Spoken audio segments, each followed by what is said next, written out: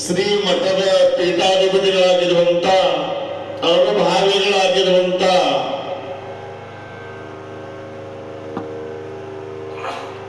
ಆಧ್ಯಾತ್ಮ ಜೀವಿಗಳಾಗಿರುವಂತ ಗುರುಲಿಂಗ ಜಂಗಮ ಪ್ರೇಮಿಯಾಗಿರುವಂತ ಬಲವಂತ ಶರಣರ ಪಾದಕ್ಕೂ ಕೂಡ ನಾನು ಶರಣೆಂದು, ಹಾಗೆ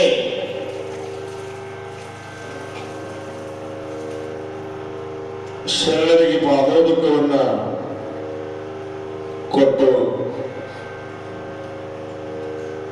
ಶರಣರ ಜೀವನವನ್ನ ಪಾವನಗೊಳಿಸಿರುವಂತ ಜಂಗಮ ಮೂರ್ತಿಗಳಾಗಿರುವಂತ ಬಸಯ್ಯ ಸ್ವಾಮೀಜಿಯವರಿಗೂ ಕೂಡ ನಾನು ಶರಣೆಂದು, ಹಾಗೆ ಪ್ರತಿನಿತ್ಯವೂ 21 ದಿನಗಳ ಪರ್ಯಂತರವಾಗಿ ಶರಣರ ಪುರಾಣದೊಳಗೆ ನಂದೀಶ್ವರನ ಸ್ಥಾನವನ್ನು ವಹಿಸಿಕೊಂಡಿರುವಂತ ಅನುಭಾವಿಗಳಾಗಿರುವಂತ ವೀರಣ್ಣನವರಿಗೂ ಕೂಡ ನಾನು ಶರಣೆಂದು,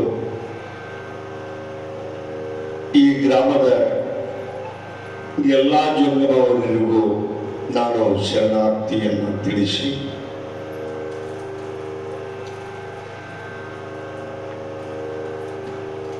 ಗಾನಯೋಗಿ ಶಿವಯೋಗಿ ಲಿಂಗೈಕ್ಯ ಡಾಕ್ಟರ್ ಪಂಡಿತ ಪುಟ್ಟರಾಜ ಗುರುವರನ್ನ ಹೃದಯ ಕಮಲದಲ್ಲಿ ಪೂಜಿಸುತ್ತ ಪ್ರತಿನಿತ್ಯ ಈ ಪುರಾಣದ ಸೇವೆಯಲ್ಲಿ ಸುಮಧುರವಾಗಿ ಹಾಡಿ ನಮ್ಮೆಲ್ಲರ ಮನವನ್ನು ಆನಂದಗೊಳಿಸಿರುವಂತ ವೀರೇಶ್ ಗವಾಯಿಗಳು ಯಡ್ರಾಮಿಯವರೇ, ಪ್ರವೀಣ್ ಕುಮಾರ್ ತಬಲಾಜಿಯವರೇ, ಇಲ್ಲಿರುವಂತಹ ಸಮಸ್ತ ಶರಣ ಬಂಧುಗಳೇ, ತಾಯಂದಿರೇ, ಮುದ್ದು ಮಕ್ಕಳೇ, ನೀವೆಲ್ಲ ಶರಣರಲ್ಲಿ ಒಂದಾಗಿ ಶರಣರ ಒಂದು ತತ್ವವನ್ನು ನಾವೆಲ್ಲ ತಿಳಿದು ಧನ್ಯರಾಗೋಣ ಎಂಬ ಮಾಲಿಕೆಯೊಳಗೆ ನೀವು ಬಂದಿದ್ದರೆಲ್ಲ ಬಹಳ ಸಂತೋಷ. ನಿಮ್ಮೆಲ್ಲರ ಅಂತರಾತ್ಮಕ್ಕೆ ನನ್ನ ಮೊಟ್ಟ ಮೊದಲು ಶರಣಾರ್ಥಿಯನ್ನು ತಿಳಿಸಿ,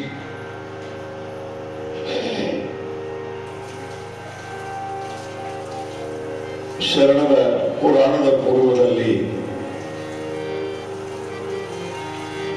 ಸಾಮೂಹಿಕ ಪ್ರಾರ್ಥನೆ 1 ನಿಮಿಷದೊಳಗ ಆ ಪ್ರಾರ್ಥನೆಯಲ್ಲಿ ಪಾಲ್ಗೊಳ್ಳಬೇಕ ಅನ್ನುವಂಥ ಒಂದು ಮಾತನ್ನ ಹೇಳ್ತಾ ಇದ್ದೀನಿ. ಶರಣರ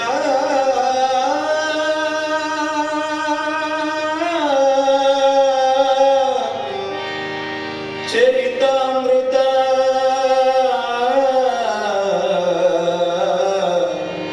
ಅಮೃತ ಪರಮಾಮೃತ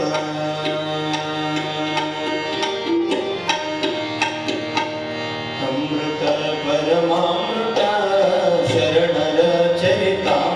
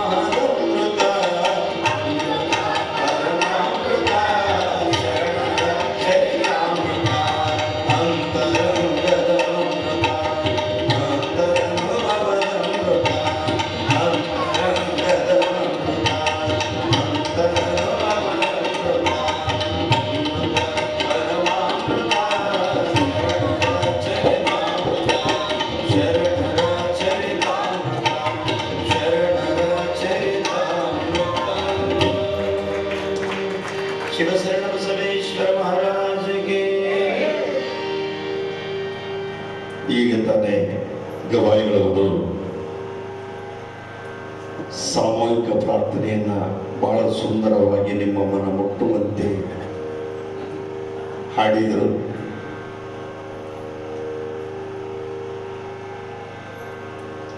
ಶರಣರ ಪುರಾಣದೊಳಗೆ ನಿನ್ನೆ ದಿನ ಅದ್ಭುತವಾಗಿರುವಂತ ಅಷ್ಟಾವರಣದಲ್ಲಿ ನಿನ್ನೆ ಜಂಗಮನ ಸೇವೆಯನ್ನು ಮಾಡಿದರೆ ಏನು ಫಲ ದೊರೀತದ ಅನ್ನೋದನ್ನ ಬಹಳ ಸುಂದರವಾಗಿ ಗುರುಗಳು ಶರಣಬಸಪ್ಪಗೆ ತಿಳಿಸಿದರು. ಅದನ್ನ ನಾನು ನಿಮಗೆ ತಿಳಿಸಿದೆ. ಹೌದಾ?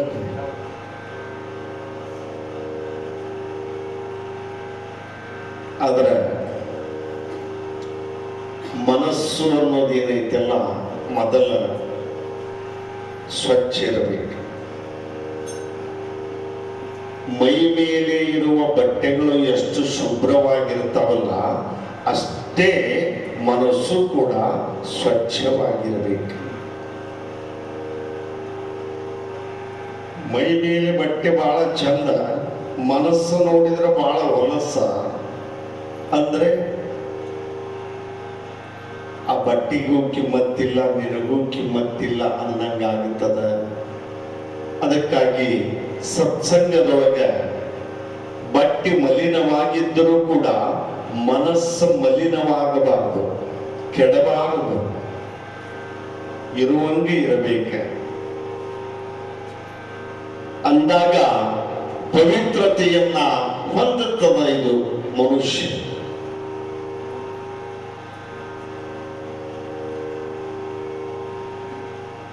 ಅದಕ್ಕೆ ಜ್ಞಾನಿಗಳು ಹೇಳ್ತಾ ಇದ್ದಾರೆ, ಸ್ವಚ್ಛ ಇಲ್ಲದ ವಸ್ತುವನ್ನ ನಿಚ್ಚಳವಾಗಿರುವಂತಹ ವಸ್ತುವಿನಲ್ಲಿ ತಂದರೂ ಸಹಿತ ಅದಕ್ಕೆ ಬಹಳಷ್ಟು ಬೆಲೆ ಇರಂಗಿಲ್ಲ ಅನ್ನೋ ಮಾತನ್ನು ಹೇಳ್ತಾ ಇದ್ದಾರೆ. ಸ್ವಚ್ಛಂದ ಇಲ್ಲದ ವಸ್ತು ಅದು ಎಲ್ಲಿರಬೇಕು ಅಲ್ಲೇ ಇರಬೇಕು. ಹಂಗ ಇಲ್ಲಿ ಬಸವಣ್ಣ ಏನು ಹೇಳ್ತಾ ಇದ್ದಾನೆ, ಬಚ್ಚಲದ ನೀರನ್ನ ತಂದು ಬಂಗಾರ ಭರಣಿ ಒಳಗೆ ಹಾಕಿದರೆ ಆ ನೀರೇನಾದರೂ ನಿರ್ಮಲವಾಗಬಲ್ಲುದೇ. ಎಷ್ಟು ಸುಂದರವಾದ ಮಾತು ಬಸವಣ್ಣ. ಬಚ್ಚಲು ಮೂಡಿಯೊಳಗೆ ನಿಂತುಕೊಂಡಿರುವಂತ ನೀರು ಅದು ಪೂಜೆಗೆ ಬರ್ತದ, ಕುಡಿಲಕ್ ಬರ್ತದ. ಅದನ್ನ ಒಬ್ಬವ ತಿಳಿಗೇಡಿ ಒಂದು ತಪ್ಪಿಗೆ ನೀರು ತಗೊಂಡು ಬಂದ, ಆ ಮೋರಿ ಒಳಗಿನ ನೀರು ತಂದು ಬಂಗಾರ ಭರಣಿ ಒಳಗ ಹಾಕಿಟ್ನಂತ. ಆ ಬಂಗಾರ ಭರಣಿ ಒಳಗ ಹಾಕಿದರೆ ಮಲಿನವಾಗಿರುವಂತ ನೀರು ಅದು ಏನಾದರೂ ಶುದ್ಧ ಆಯ್ತೇನೋ ಇಲ್ಲ, ಅದು ಮಲಿನವಾಗಿನೇ ಇತ್ತು. ಹಂಗ ಕಳ್ಳಿಯ ಹಾಲ ತಂದು ಬೆಳ್ಳಿಯ ಪಾತ್ರೆ ಒಳಗೆ ಇಟ್ಟ ಕಡಗೋಲೆತ್ತ ಬೆಳತನ ಕಡಿದರೆ ಅದರೊಳಗೇನಾದರೂ ಬೆಣ್ಣೆ ಬರಬಹುದೇ? ಕಳ್ಳಿ ಹಾಲು ಬೆಳಗ, ಎಮ್ಮೆ ಹಾಲು ಬೆಳಗ, ಆಕಳ ಹಾಲು ಬೆಳಗ ಇರ್ತದ. ಆದ್ರ ಎದರೊಳಗೆ ಬೆಣ್ಣೆ ಬರ್ತದ, ಅದನ್ನ ಹಾಕಿ ಕಡಿದ್ರೆ ಬೆಣ್ಣೆ ಬರ್ತದ. ಈ ಕಳ್ಳಿ ಹಾಲು ಬೆಳಗೈತೆಂತ ಪಾಲಿ ಮುರಿದು ಒಂದು ಕೊಡ ಹಾಲು ತಂದು ಬೆಳತನ ಕಡದಿದ್ದಂತೆ ಯಾರೋ ಹುಚ್ಚ. ಸಾಧ್ಯವಿಲ್ಲ. ಹಾಗೆ ಬೀದಿಯೊಳಗಿನ ನಾಯಿಯನ್ನು ತಂದು ಅಂದನದೊಳಗೆ ಇರಿಸಿ ವಾದ್ಯ ವೈಭವದಿಂದ ಊರು ತುಂಬೆಲ್ಲ ಮೆರವಣಿಗೆಯನ್ನು ಮಾಡಿದರೆ ಆ ನಾಯಿ ಏನಾದರೂ ಅರಸನಾಗಬಲ್ಲುದೇ, ರಾಜನಾಗಬಲ್ಲುದೇ. ಎಂತ ಸುಂದರವಾದ ಮಾತು. ಹಾಗೆ ಮಾನವ ಭೂಮಿ ಮೇಲೆ ನಾನು ಹುಟ್ಟಿ ಸಂತರ ಮಾರ್ಗವನ್ನು ಹಿಡಿಯದಂಗ ಶರಣರ ಸತ್ಸಂಗದಲ್ಲಿ ನೀನು ಕೂಡಿ ಬಾಳದ ಹಾಗೆ ಹೋದರ ಏನಾಗುತ್ತದಂದ್ರೆ ನಿನ್ನ ಜೀವನ ಬಚ್ಚಲ ಕುಣಿಯಲ್ಲಿ ನಿಂತಿರುವ ನೀರಾಗುತ್ತದ ಅನ್ನುವಂತ ಒಂದು ಮಾತನ್ನು ಹೇಳ್ತಾ ಇದ್ದಾರೆ. ಮಲಿನವಾಗಿ ಹೋಗಿಬಿಡುತ್ತದೆ. ಈ ಮಲಿನವಾದ ದೇಹ ಇಲ್ಲಿ ಸಲ್ಲೋದಿಲ್ಲ, ಅಲ್ಲಿ ಸಲ್ಲೋದಿಲ್ಲ. ಅದಕ್ಕ ಹೇಳ್ತಾರೆ, ಇಲ್ಲಿ ಸಲ್ಲುವವನು ಅಲ್ಲಿ ಸಲ್ಲುವ, ಇಲ್ಲಿ ಸಲ್ಲದವ ಅಲ್ಲಿ ಸಲ್ಲಲಾರ ಅಂತ ಹೇಳ್ತಾ ಇದ್ದಾರೆ. ಮೊದಲು ಈ ಭೂಮಿ ಮೇಲೆ ನಾವು ಹುಟ್ಟಿದೇವೆಂದಾಗ ಶರಣ ಬಸವನಿಗೆ ತಕ್ಕ ಭಕ್ತರಾಗಬೇಕ ಅಂದಾಗ ಇಲ್ಲಿ ಸಲ್ಲುತ್ತೀವಿ. ಇಲ್ಲಿ ನಾವು ಶರಣಪ್ಪನ ಮನಸ್ಸಿಗೆ ಬಂದ್ವಿ ಅಂದ್ರ ಕೈಲಾಸ ನಮಗೆ ತೆರೆದ ಬಾಗಿಲು ಅನ್ನುವಂತ ಒಂದು ಮಾತನ್ನ ಹೇಳ್ತಾ ಇದ್ದೀನಿ. ಸಾರ್ಥಕೇನಾಯಿತನೇ ಹುಟ್ಟಿ,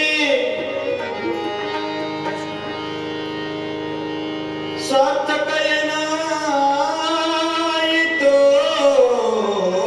ನೀ ಹುಟ್ಟಿ, ಸುಳ್ಳೆ ಹೊತ್ತುಗಳದಿದೆಯಲ್ಲೋ ಗಾಳಿಯ ಮುಟ್ಟಿ, ಗಾಳಿಯ ಮುಟ್ಟಿ.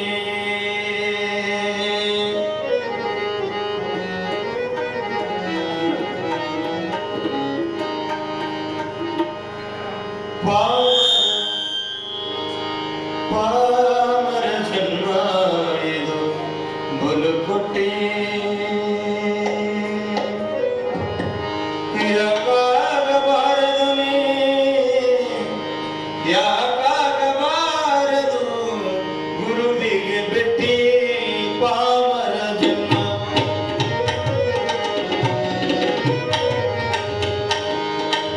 ಪಾಮರ ಜನ್ಮ, ಪಾಮರ ಜನ್ಮ ಇದು, ಪಾಮರ ಜನ್ಮ ಇದು ಬಲುಕೊಟ್ಟಿ. ಯಾಕಾಗಬಾರದು, ಯಾಕಾಗಬಾರದು ಗುರುವಿಗೆ ಭೇಟಿ. ಪಾಮರ ಜನ್ಮ ಇದು ಬಲುಕೊಟ್ಟಿ. ಸಾರ್ಥಕೇನಾಯಿತು ನೀ ಹುಟ್ಟಿ, ಸಾರ್ಥಕೇನಾಯಿತು ನೀ ಹುಟ್ಟಿ, ಸುಳ್ಳೆ ಹೊತ್ತುಗಳದಿದೆಯಲ್ಲೋ ಗಾಳಿಯ ಮುಟ್ಟಿ. ಪಾಮರ ಜನ್ಮ ಇದು ಬಲುಕೊಟ್ಟಿ, ಪಾಮರ ಜನ್ಮ ಇದು ಬಲುಕೊಟ್ಟಿ.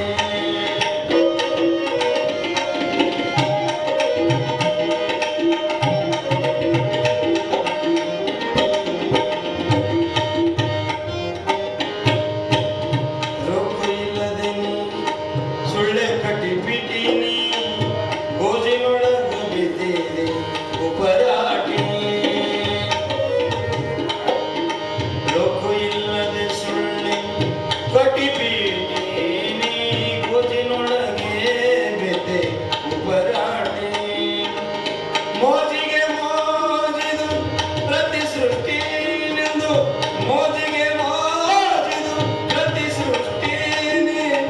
ಸತಿಸುತ್ತ ಹಿತರಿಗಾಗಿ, ಸತಿಸುತ್ತ ಹಿತರಿಗಾಗಿ ಭ್ರಾಂತಿಗೆಟ್ಟಿ, ಭ್ರಾಂತಿಗೆಟ್ಟಿ. ಪಾಮರ ಜನ್ಮ ಇದು ಬಲುಕೊಟ್ಟಿ. ಯಾಕಾಗಬಾರದು ಗುರುವಿಗೆ ಭೇಟಿ.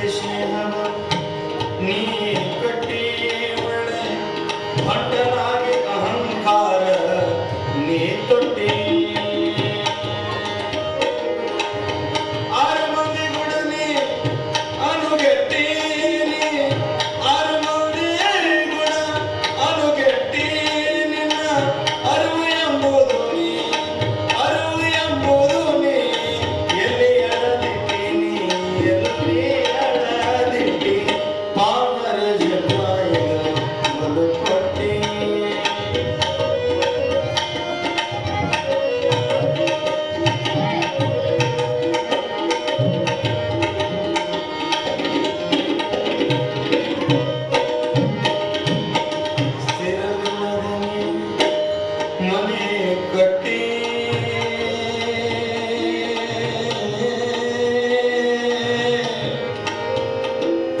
ಸ್ಥಿರವಿಲ್ಲದ ನಿಮನೆ ಕಟ್ಟಿ ನೀ ತಿಳಿದು ತಿಳಿದು ಹಂಬಲ ಇಟ್ಟಿ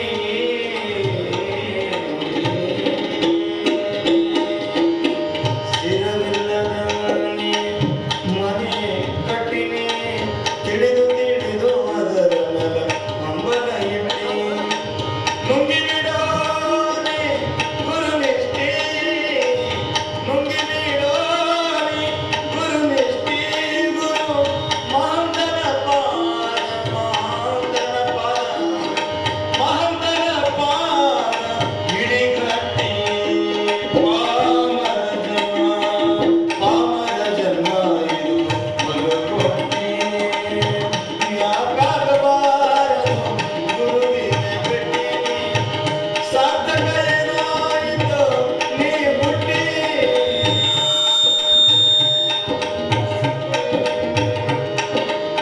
ಸಾರ್ಥಕ ಏನಾಯಿತು ನೀ ಹುಟ್ಟಿ ಸುಳ್ಳೆ ಒತ್ತುಗಳದಿದೆ ಒತ್ತುಗಳದಿದೆ ಗಾಳಿ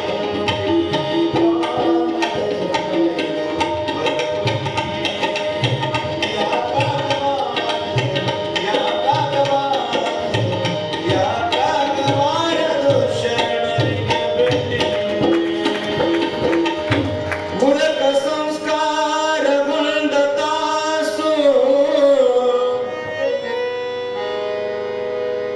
ಪಾದದುರಕವಾದ ಪರಿಯ ಸದಮನ ಜ್ಞಾನಿ ಶರಣ ಗುರುವಿನ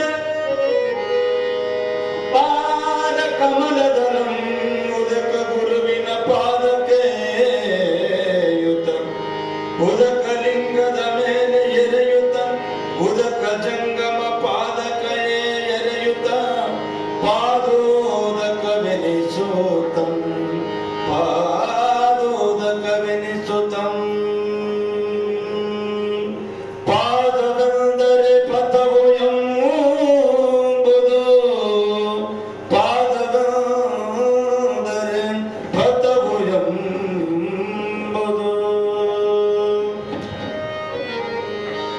ಪಾದವೆಂದರೆ ನಡೆಯು ಎಂಬರು ಪಾದೋದಕವು ಗುರುವು ತೋರಿದ ಮಾರ್ಗವೆಂಬುದನ್ನು ಗುರುವು ತೋರಿದ ಮಾರ್ಗವೆಂಬುದನ್ನು ಬೋಧ ಮಾಡಿದ ಶರಣ ಮಾರ್ಗ ಭೇದ ವಿಜ್ಞಾನ ಗುರುವು ಶಿಷ್ಯಗೆ ಬೋಧವಾಯಿತು ಅರಿವಿನ ಪದಮದವು ಬೆಳಕಾಗಿ ಬೆಳಕಾಗಿ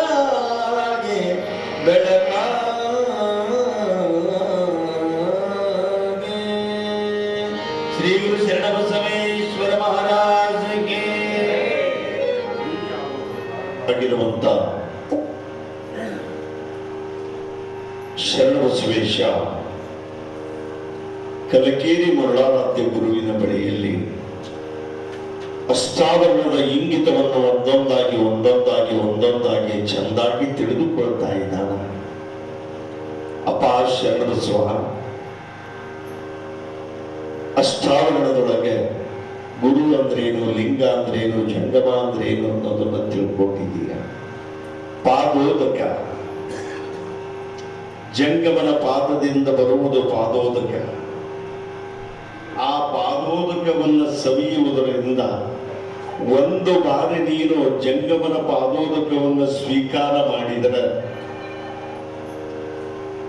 ಹಿಂದೆ 3 ಜನ್ಮದಲ್ಲಿ ಮಾಡಿದ ಪಾಪ ತೊಲಗಿ ಹೋಗುತ್ತದೆ ಅನ್ನುವ ಮಾತನ್ನ ಇಲ್ಲಿ ಮರುಳಾರಾಧ್ಯ ಗುರುಗಳು ಶರಣಬಸಪ್ಪನಿಗೆ ಹೇಳಲಿಕ್ಕೆ.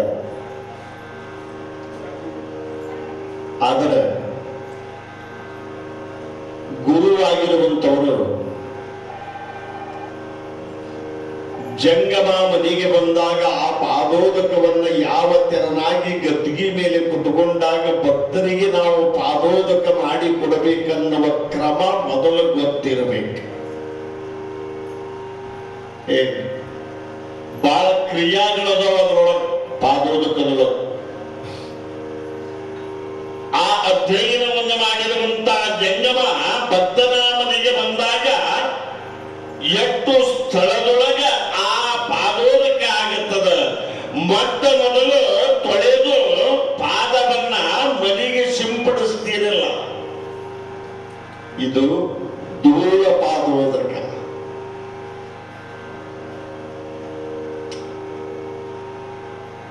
ಆ ಧೂಳ ಪಾದೋದಕ ಆದ ಮೇಲೆ ಪಾದ ಪೂಜೆಯನ್ನು ಮಾಡಿಕೊಂಡು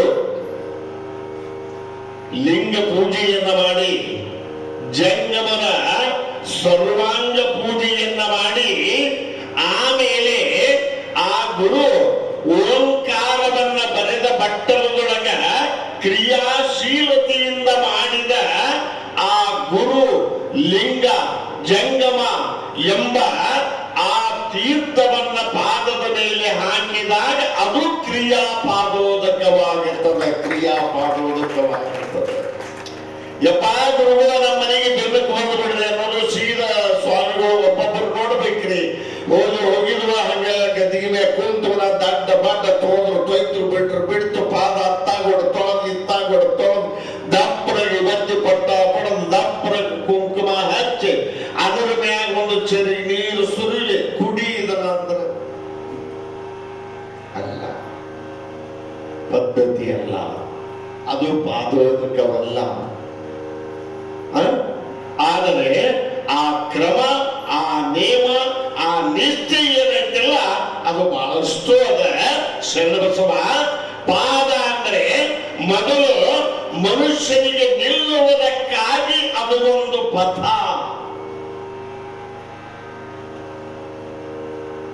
ಪಾದ ನಡೆದಾಡ್ಲಿಕ್ಕೂ ಹೌದು, ನಿಂತಲಿಕ್ಕೆ ಅದು ಒಂದು ಪಥ, ಕಂಬ ಇದ್ದಂಗೆ.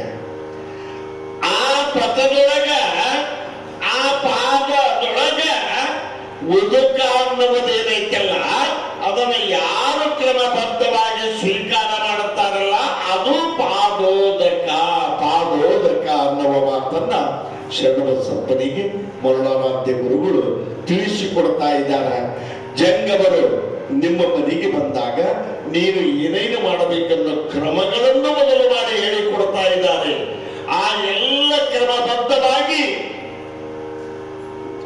ಶರಣಬಸವ ಆ ವಿಷಯವನ್ನ ಕಲಿತುಕೊಂಡು ಮುಂದೆ ಆ ಪಾದೋದಕದೊಳಗೆ ಎಷ್ಟು ಶಕ್ತಿ ಅದ, ದುರಿತ ಕರ್ಮವನ್ನ ಅದು ದೂರ ಮಾಡುವ ಶಕ್ತಿ ಅದರೊಳಗದಪ್ಪ, ಅದರೊಳಗದ.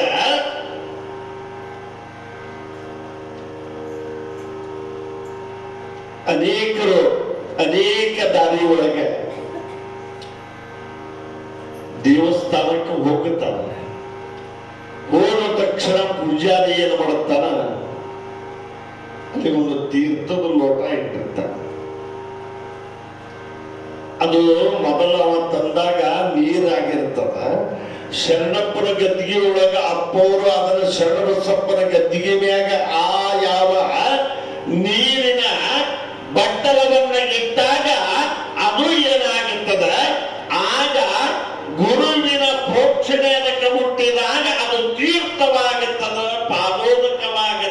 ಪಾದೋದಕವಾಗುತ್ತದ. ಅದಕ್ಕೆ ಹೇಳ್ತಾ ಇದ್ದಾರ, ಶರಣರು ಬಂದು ಪಾದವನ್ನಿಟ್ಟ ನೆಲವೆಲ್ಲ ಸುಕ್ಷೇತ್ರ, ಮುಟ್ಟಿದ ಜಲವೆಲ್ಲ ತೀರ್ಥ ಅಂತ ತಿಳಿದುಕೊಂಡು ಒಂದು ಕಡೆಗೆ ಹೇಳ್ತಾರ ಶಾಸ್ತ್ರದೊಳಗೆ. ಆ ರೀತಿ ಒಳಗ ನಾವು ಪಾದೋದಕವನ್ನ ಸವಿಯಬೇಕ, ಶರಣಬಸವ ಸವಿಯಬೇಕ. ಆದ್ರೆ ಪಾದೋದಕದಿಂದ ಎಂಥ ಒಂದು ಅದ್ಭುತವಾದ ಪವಾಡ ಆಗ್ಯದ ಅನ್ನೋದನ್ನ ಹಿಂದಿನ ಜನ್ಮದ ಒಂದು ಕಥಾ ಭಾಗವನ್ನ ನಿನಗೆ ಹೇಳ್ತೀನಿ. ಚಿತ್ತ ಬಿಟ್ಟು ಕೇಳು ಮಗನ, ಚಿತ್ತ ಬಿಟ್ಟು ಕೇಳು ಅನ್ನುವಂತ ವಿಚಾರವನ್ನ ಹೇಳ್ತಾ ಇದ್ದಾರೆ. ಆದಿ ಕಾಲದೊಳಗೆ ಈ ಭೂಲೋಕದೊಳಗ ಭೂಪಾಲ, ಆದಿತ್ಯ ಭೂಪಾಲ ಅನ್ನುವಂತ ದೊಡ್ಡ ಮಹಾರಾಜರಿದ್ದ ಶರಣಬಸವ. ಮರುಳಾರಾಧ್ಯ ಗುರುಗಳು ಹೇಳಕತ್ತಾರಿದ್ದಾರೆ, ಆದಿತ್ಯ ಎಂಬತಕ್ಕಂಥ ಭೂಪಾಲ ದೊಡ್ಡ ರಾಜಭಾರದೊಳಗ ರಾಜವಾಡಿ ಒಳಗೆ ವೈಭವದಿಂದ ಮೆರಿತಾ ಇದ್ದ. ಸಾವಿರಾರು ಪ್ರಜೆಗಳು ಕೈಯೊಳಗ, ಕೈಗೆ ಆಳು, ಕಾಲಿಗೆ ಆಳು, ಬಂಗಾರದ ತೂಗು ಮಂಚದ ಮೇಲೆ ಆಡ್ತಾ ಇದ್ದವ ರಾಜ. ಹಿಂಗೆ ಕಾಲ ಕಳೀತಾ ಕಳೀತಾ ಕಳೀತಾ ಕಳೀತಾ ಅರ್ಧಾಯುಷ್ಯವನ್ನ ಆ ರಾಜವಾಡಿ ಒಳಗನೆ ಕಳೆದ 50-60 ವರ್ಷಗಳ ಕಾಲ ಕಳೆದ ಒಂದು ದಿನ ಅವನಿಗೆ ಮನಸ್ಸಿಗೆ ಪರಿಣಾಮ ಆಗ್ತದೆ. ಅಲ್ಲ, ಈ ಸಂಪತ್ತಿನೊಳಗೆ ಈ ತೂಗು ಮಂಚದ ಮೇಲೆ ಮೃಷ್ಟಾನ್ನ ಭೋಜನವನ್ನು ಮಾಡ್ತಾ ನಾನು ಕಾಲವನ್ನ ಕಳೆದೆ. ಈಗ ನನಗೆ 60 ಕಳೆದು ಹೋದು, ಸಂಪತ್ತಿಗಾಗಿ 60 ಹೋದು. ನಾನು ಶಿವನ ಭೇಟಿಯಾಗೋದು ಯಾವಾಗ ಅಂತ ಮನಸ್ಸಿಗೆ ಅವನಿಗೆ ಬಹಳ ನೋವಾಗುತ್ತದ. ರಾಜವಾಡಿ ನನ್ನದಲ್ಲ, ಬಂಗಾರ ಕಿರೀಟ ನನ್ನದಲ್ಲ, ಈ ರಾಜ ಉಡುಪು ನನ್ನದಲ್ಲ, ಬಂಗಾರದ ತೂಗು ಮಂಚ ನನ್ನದಲ್ಲ. ಎಲ್ಲವನ್ನ ಒಂದು ದಿನ ನಾನು ಬಿಟ್ಟು ಹೋಗಬೇಕಲ್ಲ. ಬಿಟ್ಟು ಹೋಗುವುದಕ್ಕಿಂತ ಮುನ್ನವೇ ಶಿವನ ಪಾದವನ್ನ ನಾನು ಗಟ್ಟಿಯಾಗಿ ಹಿಡಿಯಬೇಕ. ಗಟ್ಟಿಯಾಗಿ ಶಿವನನ್ನು ಭೇಟಿಯಾಗಬೇಕಾದ್ರ ಇಡೀ ರಾಜ್ಯವನ್ನೇ ತ್ಯಾಗ ಮಾಡಬೇಕಂದ. ರಾಜ್ಯನ ಬಿಡಬೇಕಂದ. ನಾವ್ಯಾರ ಅಂತಿದ್ವೇನ್ರಿ, ನಾವಾಗಿದ್ರೆ ರಾಜ್ಯರಾಗಿದ್ರೆ ಟ್ರೆಜುರಿಯಾಗ ಒಂದು 10,000 ಕಟ್ಟಿತ್ತಂದ್ರ ಯಾ ಪುರಾಣ ಬೇಡ, ಮಠ ಬೇಡ, ಮಂದಿರ ಬೇಡ, ನಂದ ನನಗ ಅಂತದಿದ್ರು.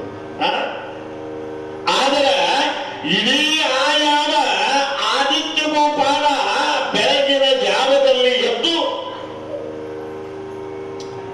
ಎಲ್ಲಾ ಪ್ರಜೆಗಳನ್ನ ಕರೆದ. ಅವನಿಗೆ ವೈರಾಗ್ಯ ಬಂದು ಬಿಟ್ಟಿತು. ಎಲ್ಲ ಪ್ರಜೆಗಳನ್ನ ಕರೆದು ಅವನಿಗೆ ಒಬ್ಬನೇ ಒಬ್ಬ ಮಗ ಇದ್ದ ರಾಜಗೆ. ಆ ಮಗನನ್ನ ಕರೆದು ಹೇಳ್ತಾನ, ಅಪ್ಪ ಮಗನೇ, ಇನ್ನು ಮೇಲೆ ನೀನು ವಯಸ್ಸಿಗೆ ಬಂದಿದೀಯ, ನಿನಗ ಈ ರಾಜ್ಯವನ್ನೇ ನಿನಗ ಪಟ್ಟವನ್ನ ಗಟ್ಟುತ್ತಾ ಇದ್ದೀನಿ. ಎಲ್ಲ ಪ್ರಜೆಗಳನ್ನ ಮಕ್ಕಳಂತೆ ನೀನು ನೋಡಿಕೊಳ್ಳಬೇಕ.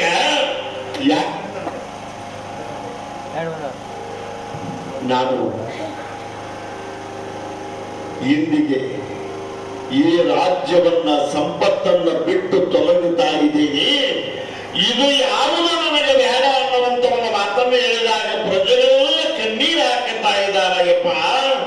ಇಲ್ಲಿವರೆಗೂ ನಮ್ಮನ್ನ ಬಹಳ ರಕ್ಷಣೆ ಮಾಡಿದ್ದಿ ಮಹಾರಾಜ, ನೀನು ರಾಜವಾಡಿಯನ್ನು ಬಿಟ್ಟು ಹೋಗಬೇಡ. ಇಲ್ಲ, ನನ್ನಿಂದ ಆಗದು. ಈ ಸಂಪತ್ತು ನನಗ ಶಾಶ್ವತವಲ್ಲ, ಇದು ಅನಿಶ್ಚಿತ, ನಿಶ್ಚಿತವಾದದ್ದಲ್ಲ ಅನ್ನುವ ಮಾತನ್ನು ತಿಳಿದು ಅವನ ಏನು ಮಾಡ್ತಾ ಇದ್ದಾನ, ಎಲ್ಲ ರಾಜ್ಯಭಾರವನ್ನ ಮಗನಿಗೆ ಒಪ್ಪಿಸಿ ರಾಜ ಉಡುಪನ್ನ ತೆಗೆದ, ಕಿರೀಟವನ್ನ ಮಗನ ತಲೆಯ ಮೇಲೆ ಇಟ್ಟ, ಸಾದ ಉಟ್ಟ ಬಟ್ಟೆ ಮೇಲೆ ಅವನು ಹೊರಟ. ಮತ್ತೊಂದು ಬಟ್ಟೆ ಇಲ್ಲ, ಉಟ್ಟ ಬಟ್ಟೆಯ ಮೇಲೇ ಅವನು ಆ ರಾಜ್ಯಭಾರವನ್ನ ತ್ಯಾಗ ಮಾಡಿ ಹೊರಟಿದ್ದಾನೆ. ತ್ಯಾಗ ಮಾಡಿ ಹೊರಟ ಸೀದಾ ಎಲ್ಲಿಗೆ ಬರ್ತಾನ? ದಟ್ಟವಾಗಿರುವಂತ ಅರಣ್ಯಕ್ಕೆ ಬರ್ತಾನ. ನಿರ್ಜನವಾದ ಪ್ರದೇಶಕ್ಕೆ ಬಂದವ. ಊರ ಬಿಟ್ಟು ಹೋಗ್ಬಿಟ್ಟಾನ. ಊರನ ಜಂಜಾಟ ಬೇಡ, ಇನ್ನೊಂದು ಊರಾಗ ಹೋಗಿ ವಸ್ತಿ ಮಾಡಲಿಲ್ಲ. ದಟ್ಟವಾದ ಕಾಡಿಗೆ ಬಂದಾನ. ಬಂದು ಶಿವನ ಧ್ಯಾನವನ್ನು ಮಾಡ್ತಾ ಇದ್ದಾನೆ. ಪದ್ಮಾಸನವನ್ನು ಹಾಕಿಕೊಂಡು ಒಂದು ಗಿಡದ ಬುಡಕ್ಕೆ ಕುಂತು ಸ್ವಲ್ಪ ಹೊತ್ತು ಶಿವನ ಧ್ಯಾನವನ್ನು ಮಾಡಿದ, ಗುರುವಿನ ಧ್ಯಾನವನ್ನು ಮಾಡಿದ.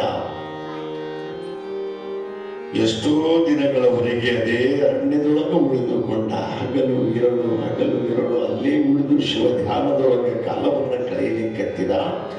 ಇನ್ನು ಮೇಲೆ ನಾನು ಈ ದೇಹಕ್ಕ ಇಷ್ಟು ಆರಾಮ ಕೊಡಬಾರದು ಅಂದು ತಟ್ಟನೆ ಎದ್ದು ಏನು ಮಾಡ್ತಾ ಇದ್ದಾನ, ಆ ಪರಶಿವನ ಒಲುಮೆಯನ್ನ ನಾನು ಮಾಡಿಕೊಳ್ಳಬೇಕ, ಶಿವನ ಸದನ ನಾನು ನೋಡಬೇಕ ಅಂದ. ಇನ್ನೊಂದು ತಪಸ್ಸಿಗೆ ಅವನು ಅಣಿಯಾಗುತ್ತಾ ಇದ್ದಾನ. ಯಾವ ತಪಸ್ಸು? ಘೋರವಾದ ತಪಸ್ಸು. ತಲೆಯನ್ನ ಕೆಳಗೆ ಮಾಡ್ಯಾನ, ಕಾಲು ಮೇಲೆ ಮಾಡಿ ನಿಂತಾನ.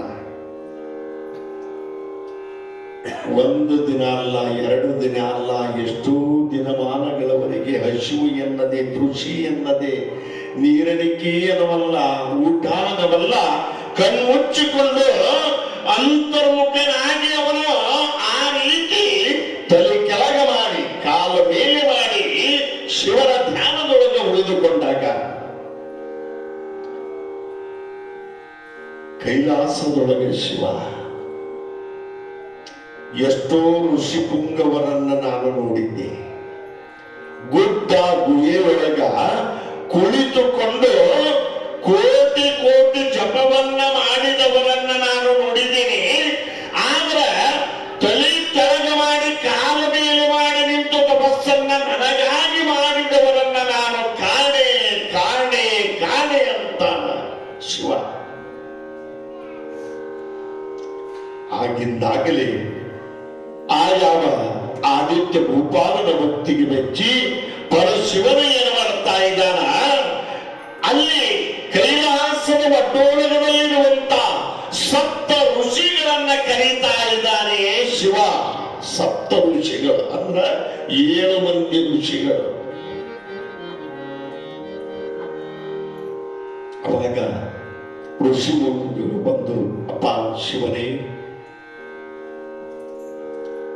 ತಮ್ಮ ಕೂಗಿಗೆ ನಾವು ಬಂದು ನಿಂತಿದ್ದೇವೆ, ಏನು ತಿಳಿಸಬೇಕು ಅಂದಾಗ ಶಿವ ಹೇಳ್ತಾ ಇದ್ದಾನೆ, ನೋಡಪ್ಪ, ಭೂಲೋಕದೊಳಗ ಇಂಥ ಪ್ರಾಂತದೊಳಗ ದಟ್ಟವಾದ ಅರಣ್ಯದ, ಆ ಅರಣ್ಯದೊಳಗ ನನಗಾಗಿ ಎಷ್ಟೋ ವರ್ಷ ಒಬ್ಬ ರಾಜನಾಗಿ ರಾಜವಾಡಿಯನ್ನೇ ತ್ಯಾಗ ಮಾಡಿ ನನಗಾಗಿ ಬಂದು ತಪಸ್ಸನ್ನ ಮಾಡುತ್ತಾ ಇದ್ದಾನೆ, ನನಗಾಗಿ ತಪಸ್ಸನ್ನ ಮಾಡುತ್ತಾ ಇದ್ದಾನೆ.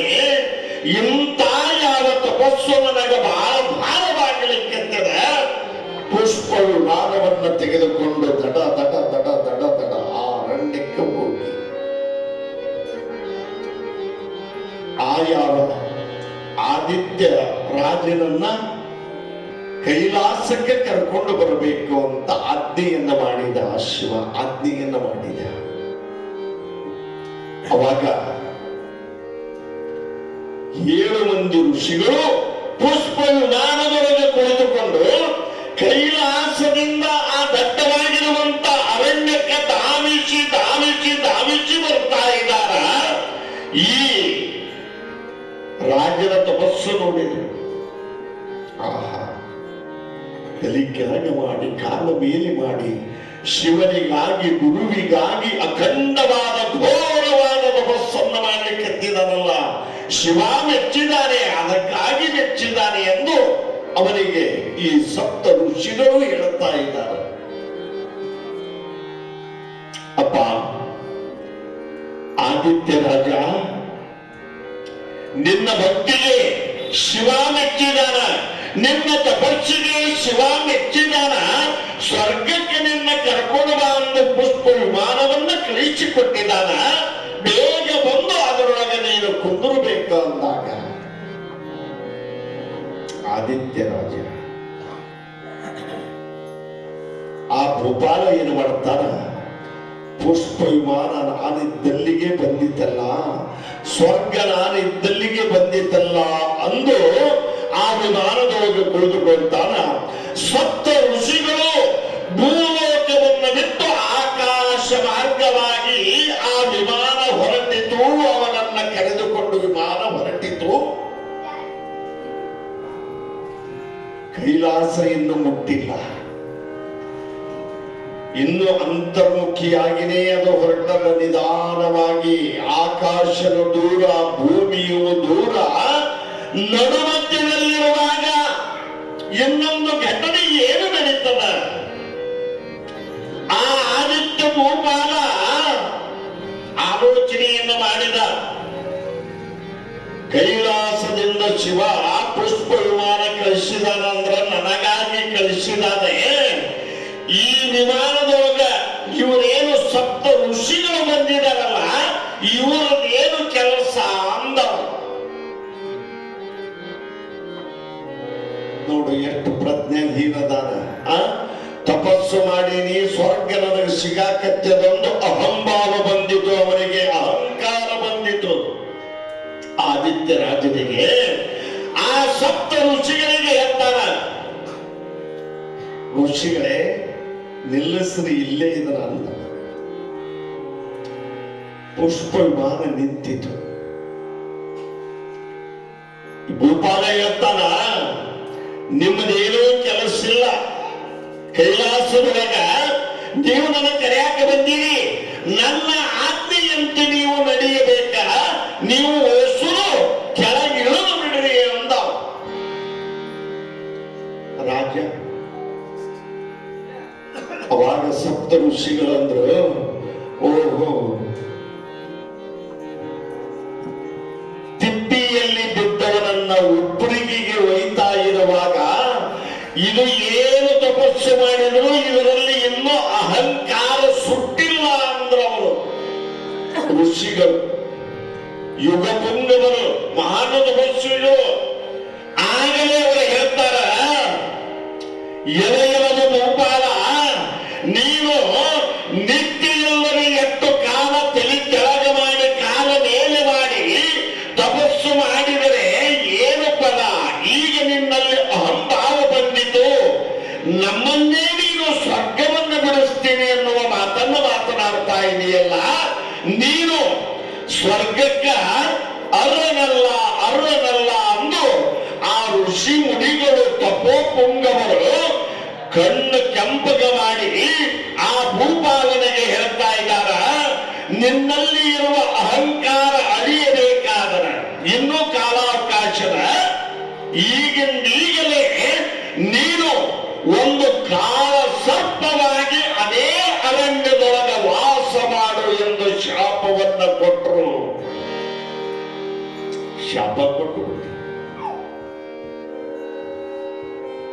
ಅವಾಗ ಆದಿತ್ಯ ಭೂಪಾಲ ಗದ ಗದ ಗದ ನಡುಗಿದ ಋಷಿ ಮುನಿಗಳ ಒಂದು ಶಾಪಕ್ಕ ಆ ಪುಷ್ಪ ವಿಮಾನದೊಳಗ ಕಾಳ ಸರ್ಪವಾಗಿ ಕುಳಿತುಕೊಂಡ.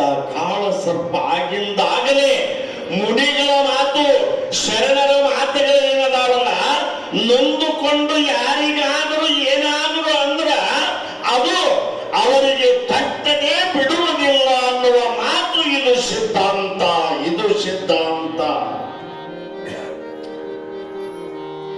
ಆ ಕಾಳಿಂಗ ಸರ್ಪ ಮಾರುತ್ತಾ ಭೂಪಾಲ ಆಗಿ ಈ ವಿಮಾನದೊಳಗೆ ಕುತ್ಕೊಂಡಾಗ ಅವಾಗ ಕಣ್ಣೀರು ಹಾಕ್ತದದು ಸರ್ಪ. ಯಪ್ಪ ಮುನಿವರ್ಯರೇ, ಅಹಂಭಾವದೊಳಗೆ ನಾನು ಎಂತ ಜನ್ಮವನ್ನ ತಾಳುವ ಹೊತ್ತು ನನಗೆ ಬಂದಿದ್ದಲ್ಲ ಅಂದು ಸರ್ಪ ಕಣ್ಣೀರು ಹಾಕತ್ತದ. ಯಪ್ಪ, ಈ ಸರ್ಪದ ಶಾಪ ನನಗ ಯಾವಾಗ ತಂದೆ ಮುನಿವರರೇ, ಋಷಿ ಪುಂಗವರೇ, ಯಾವಾಗ ಈ ಸರ್ಪದಿಂದ ನಾನು ವಿಮುಕ್ತನಾಗುತ್ತೀನಿ ಅಂದಾಗ ಋಷಿ ಮುನಿಗಳು ಹೇಳ್ತಾ ಇದ್ದಾರೆ, ಎಲವೋ ಸರ್ಪವೇ, ನೀನು ಅರಣ್ಯದೊಳಗ ವಾಸ ಮಾಡು, ಬಹಳ ವರ್ಷಗಳವರೆಗೆ ಇರು. ಒಂದು ಟೈಮಿಗೆ ಒಬ್ಬ ಜಂಗಮ ಮೂರ್ತಿ, ಒಬ್ಬ ಯೋಗಿ, ಒಬ್ಬ ಸನ್ಯಾಸಿ ಜೋಳಿಗೆಯನ್ನು ಹಿಡಿದುಕೊಂಡು ಇದೇ ಅರಣ್ಯದೊಳಗೆ ಓಡೋಡಿ ಓಡೋಡಿ ಬರ್ತಾನ. ಒಂದು ಸಮಯಕ್ಕ ಆ ಓಡಿ ಬರುವ ರಭಸದೊಳಗ ಅವನ ಮೈ ಮೇಲಿನ ಬೆವರು ಹನಿಗಳೇನದಾವಲ್ಲ, ಅವನ ಪಾದದ ಕೆಳಗವರೆಗೂ ಅವು ಸುರಿತಾ ಇರ್ತಾವ.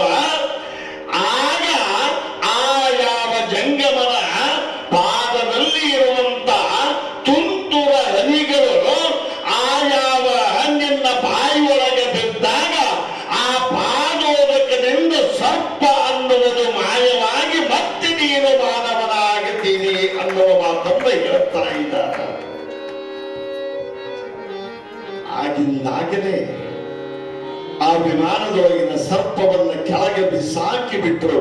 ಶೀಲ ಒಂದು ಆ ರಕ್ತದೊಳಗ ಎಲ್ಲರೂ ಓಡಾಡ ದಾರಿ ಒಳಗ ಸರ್ಪ ಅದದು ಎಂತ ಕ್ರೂರತನ, ದೊಡ್ಡದಾಗಿರುವಂತ ಸರ್ಪ.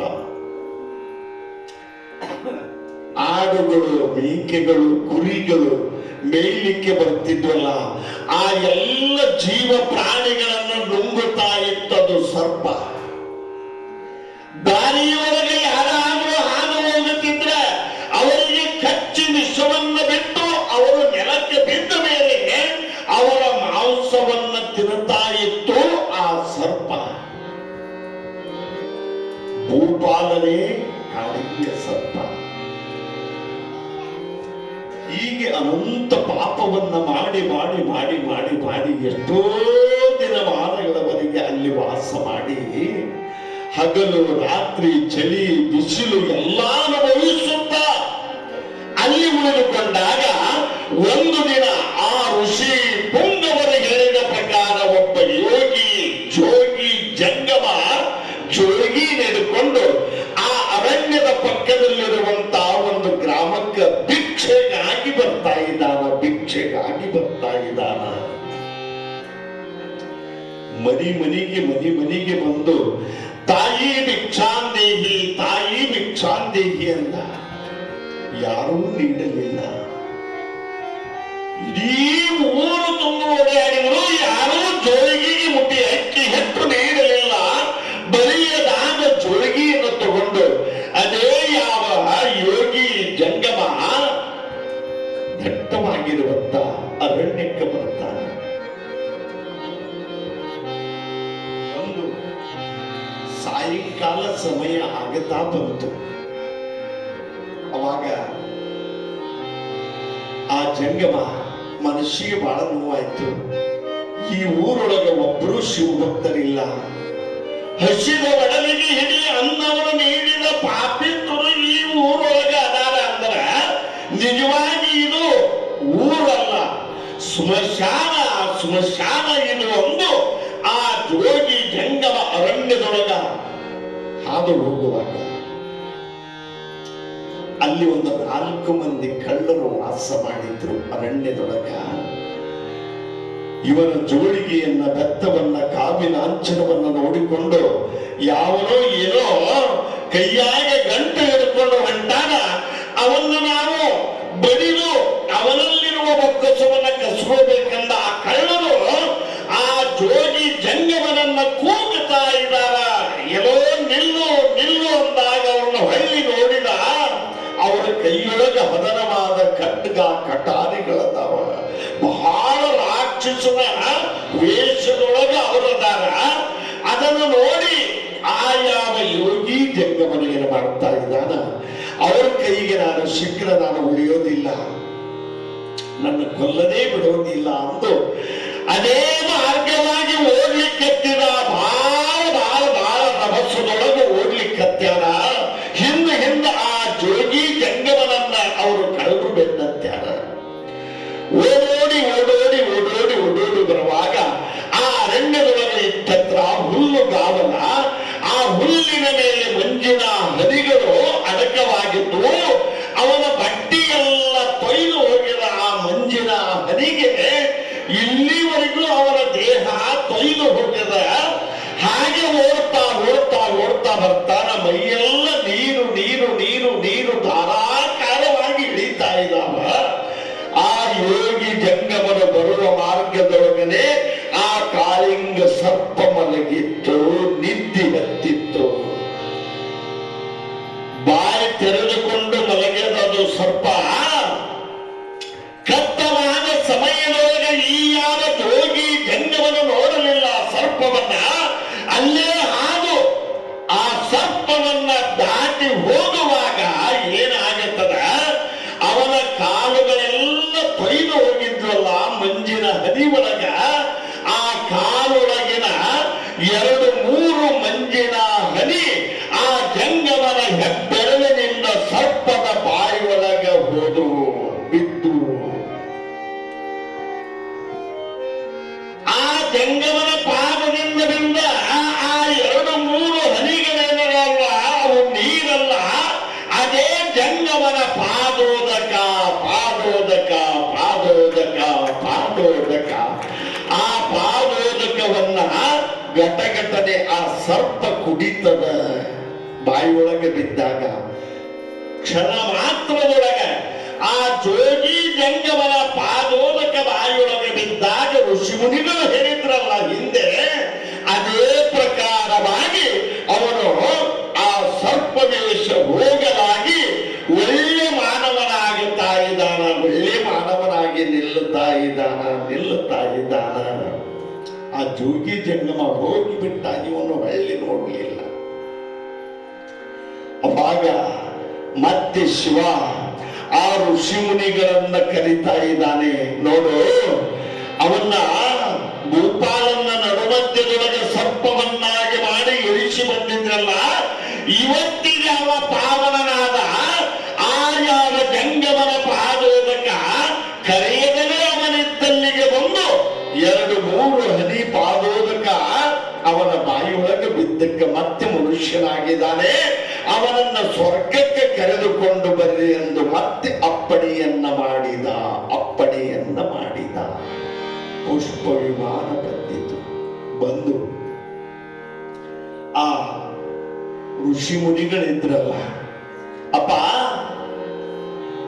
ಈಗಲಾದರೂ ನಿನಗ ಜೀವನದ ಅರಿವು ಏನನ್ನೋದು ಗೊತ್ತಾಯಿತಲ್ಲ ಅಂದಾಗ ಆ ಸಪ್ತ ಋಷಿಗಳಿಗೆ ಈ ಯಾವ ಆದಿತ್ಯ ಭೂಪಾಲ ದೀರ್ಘಂಡ ನಮಸ್ಕಾರವನ್ನ ಮಾಡಿದ. ಅಪ್ಪ, ಗುರುವಿನ ನಿಲುವು, ಋಷಿ ಮುನಿಗಳ ಒಂದು ನಿಲುವು ನಾನು ತಿಳ್ಕೊಂಡಿದ್ದಿಲ್ಲ. ಈಗ ಅರಿವಾಯಿತು ನಿಮ್ಮಿಂದ ನನಗ.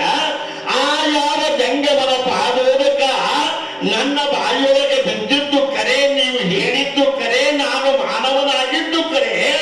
ನನ್ನ ಜೀವನ ಪರ್ಯಂತರ ಸಪ್ತ ಋಷಿಗಳ ಸೇವೆಯನ್ನ ಮಾಡ್ತಾ, ಶಿವನ ಸೇವೆಯನ್ನ ಮಾಡ್ತಾ ಬರುತ್ತಾ ಬೆಳಗುತ್ತೇನೆ ಎನ್ನುವಂತ ಒಂದು ಮಾತನ್ನ ಆ ಯಾವ ಆದಿತ್ಯ ರಾಜ ಹೇಳಿ ಮುಂದೆ ಕೈಲಾಸವನ್ನ ಅವನು ಕಂಡುಕೊಂಡ.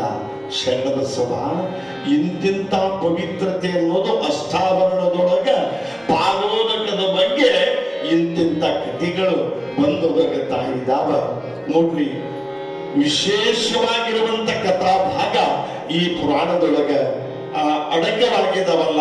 ಬಹಳ ಇದು ಕೇಳಲಿಕ್ಕೆ ಮನಸ್ಸಿಗೆ ಬಹಳ ಆನಂದವನ್ನು ಕೊಡುತ್ತದೆ ಅನ್ನುವಂತ ಒಂದು ವಿಚಾರವನ್ನ ನಾನು ತಿಳಿಸಿ ಮುಂದೆ ಅದೇ ಪ್ರಕಾರವಾಗಿ ನಾವು ಕೂಡ ಮಕ್ಕಳಿಗೆ ಹಬ್ಬಕ್ಕೊಮ್ಮೆ, ಅಮಾವಾಸ್ಯೆಗೊಮ್ಮೆ, ಹುಣ್ಣಿಮೆಗೊಮ್ಮೆ ಒಬ್ಬ ಜಂಗಮನನ್ನ ಮನೆಗೆ ಕರೆದು ಗದ್ದಿಗೆ ಹಾಕಿ ಅವರು ಪಾದ ಪೂಜೆ ಮಾಡಿಕೊಂಡು ಪಾದೋದಕ ತಗೊಂಡ್ರೆ 3 ಜನ್ಮಲ್ಲ 7 ಜನ್ಮದ ಪುಣ್ಯ ನಮಗ ಈ ಜನ್ಮದೊಳಗ ಲಭಿಸ್ತದ ಅನ್ನುವಂತ ಒಂದು ಮಾತನ್ನ ಹೇಳ್ತಾ ಇದ್ದೇನೆ. ಯಾಕಂದ್ರ ಜಂಗಮನ ಪಾದದೊಳಗ ಅಷ್ಟು ಶಕ್ತಿ ಇರುತ್ತದೆ. ಅದೇ ಕ್ರಿಯಾ ಜಂಗಮನ ಪಾದೋದಕವನ್ನ ತೆಗೆದುಕೊಳ್ಳಬೇಕು, ಕ್ರಿಯಾಶೀಲರಾಗಿರಬೇಕು. ನಾವು ಜಂಗಮರೊಂದು ನಾವು ದಾರಿಯನ್ನು ಬಿಟ್ಟಾಗ ಜಂಗಮ ಸ್ಥಾನಕ್ಕೆ ಕಳಂಕವಲ್ಲವೇ ಅಂತ ಹೇಳ್ತಾ ಇದ್ದಾರೆ. ಹಾಗಾಗಿ ಜಂಗಮನಾದವನು ಜಗತ್ತು ಉದ್ಧಾರ ಮಾಡುವಂತವನಾಗಬೇಕ. ಭಕ್ತರ ಏಳಿಗೆಗೆ ಅವನು ಶ್ರಮ ಪಡ್ತಿರಬೇಕ, ಆಸೆಯನ್ನ ತೊರೆದಿರಬೇಕ, ಈಶನನ್ನ ಸಮೀಪ ಮಾಡಿಕೊಂಡಿರಬೇಕ. ಅವ ನಿಜವಾದ ಜಂಗಮ ಅನ್ನುವಂತ ಒಂದು ಮಾತನ್ನ ಇಲ್ಲಿ ಹೇಳಲು ಇಚ್ಛೆ ಪಡುತ್ತಾ ಇದ್ದಾರೆ. ಆ ಜಂಗಮನ ಪಾದ ಪೂಜಕನೇ, ಆ ಜಂಗಮನ ಪಾದೋದಕನೇ, ಧನ್ಯನೋಡ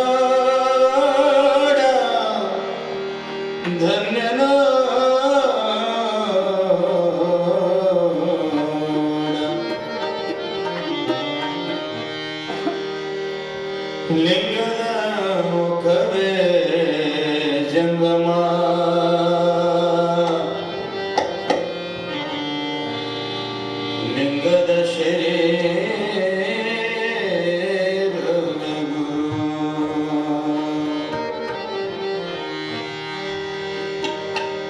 ಜಂಗಮನೆ ಜಗದ್ಭರಿತ ನೋಡ ಜಂಗಮನೆ ಜಗದ್ಭರಿತ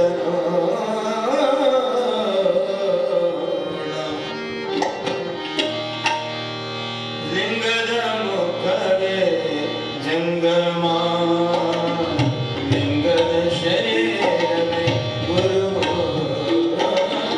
ಲಿಂಗದ ಮುಖವೇ ಜಂಗಮ ಲಿಂಗದ ಶರೀರವೇ ಗುರು ಜಂಗಮನೇ ಜಗದ್ಭರಿತ ಜಂಗಮನೇ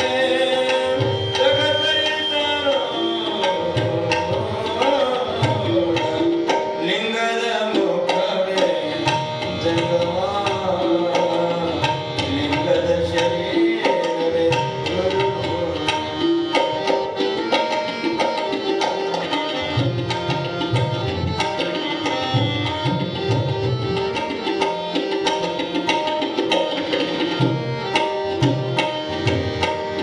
ಆ ಜಂಗಮನ ಪಾದೋದಕವೇ ಆ ಜಂಗಮನ ಪಾದೋದಕವೇ ಧನ್ಯ ನೋಡ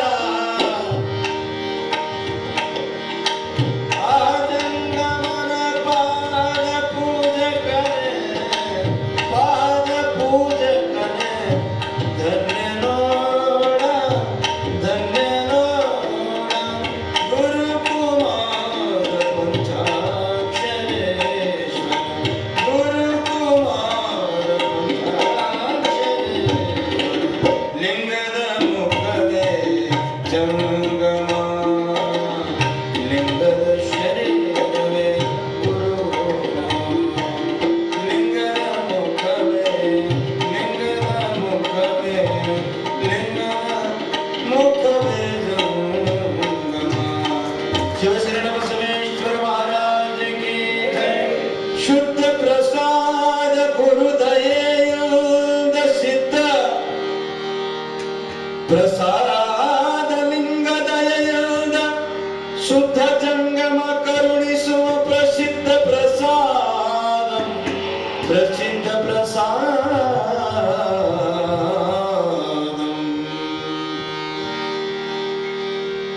ಶುದ್ಧ ಪ್ರಸಾದ ತನು ಶುದ್ಧಿಗೆ ಸಿದ್ಧ ಪ್ರಸಾದ ಮನ ಶುದ್ಧಿಗೆ ಶುದ್ಧ ಜಂಗಮ ಪ್ರಸಿದ್ಧ ಪ್ರಸಾದ ಶುದ್ಧ ಪ್ರಾಣಮಂ ಶುದ್ಧ ಪ್ರಾಣಮಂ ಶುದ್ಧ ಪ್ರಾಣಂ ಶಿವಶರಣ ಬಸವೇಶ್ವರ ಮಹಾರಾಜ ಕಿ ಈಗ ತಾನೇ ಮುಂದಲ್ಲಿ ಒಳ್ಳೆದಿಲ್ಲ ಕರೆಕ್ಟ್ ಇಂದು ಮಿಸ್ಟೇಕ್ ಆಯ್ತೋ ಏನೋ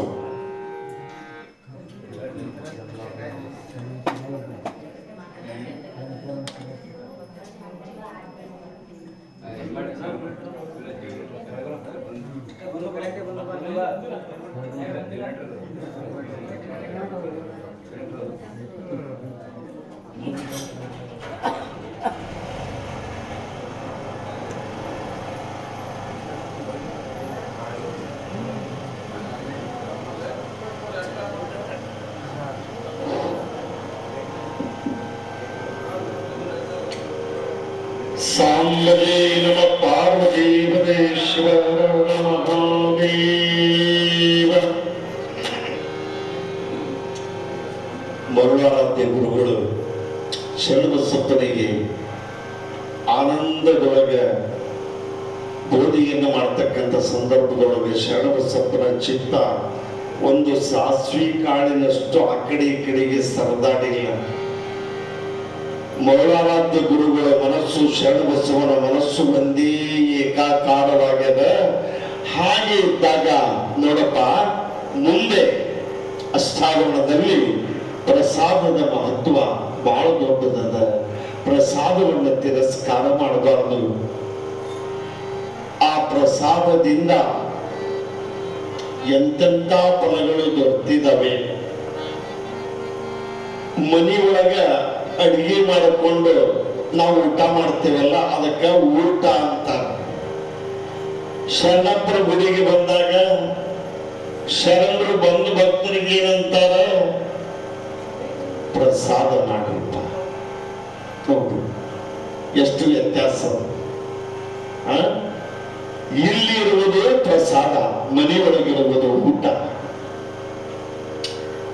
ಇಲ್ಲಿಯ ಪ್ರಸಾದವನ್ನ ತಗೊಂಡು ಎಷ್ಟೋ ಭಕ್ತರು ತಮ್ಮ ಇಷ್ಟಾರ್ಥವನ್ನ ಸಿದ್ಧಿ ಮಾಡಿಕೊಂಡಾರ.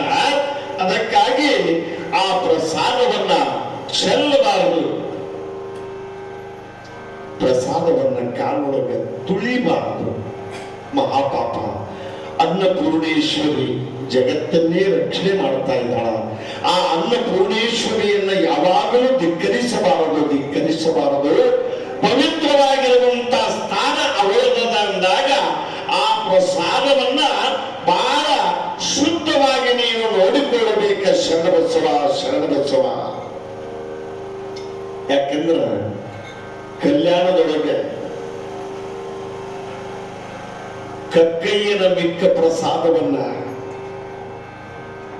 ಅಣ್ಣ ಬಸವಣ್ಣ 8 ವರ್ಷ ಕಾಲ, 12 ವರ್ಷಗಳವರೆಗೆ ಕಾಲ ಕಕ್ಕಯ್ಯ ಲಕ್ಷದ ಮೇಲೆ 96,000 ಗಣಗಳ ಒಂದು ಪಂಕ್ತಿಯನ್ನ ನಡೆಸಿದರೂ ಒಂದು ಅಗಲು ಪ್ರಸಾದ ಕೆಳಗೆ ಬಿದ್ದಿದ್ದಿಲ್ಲ.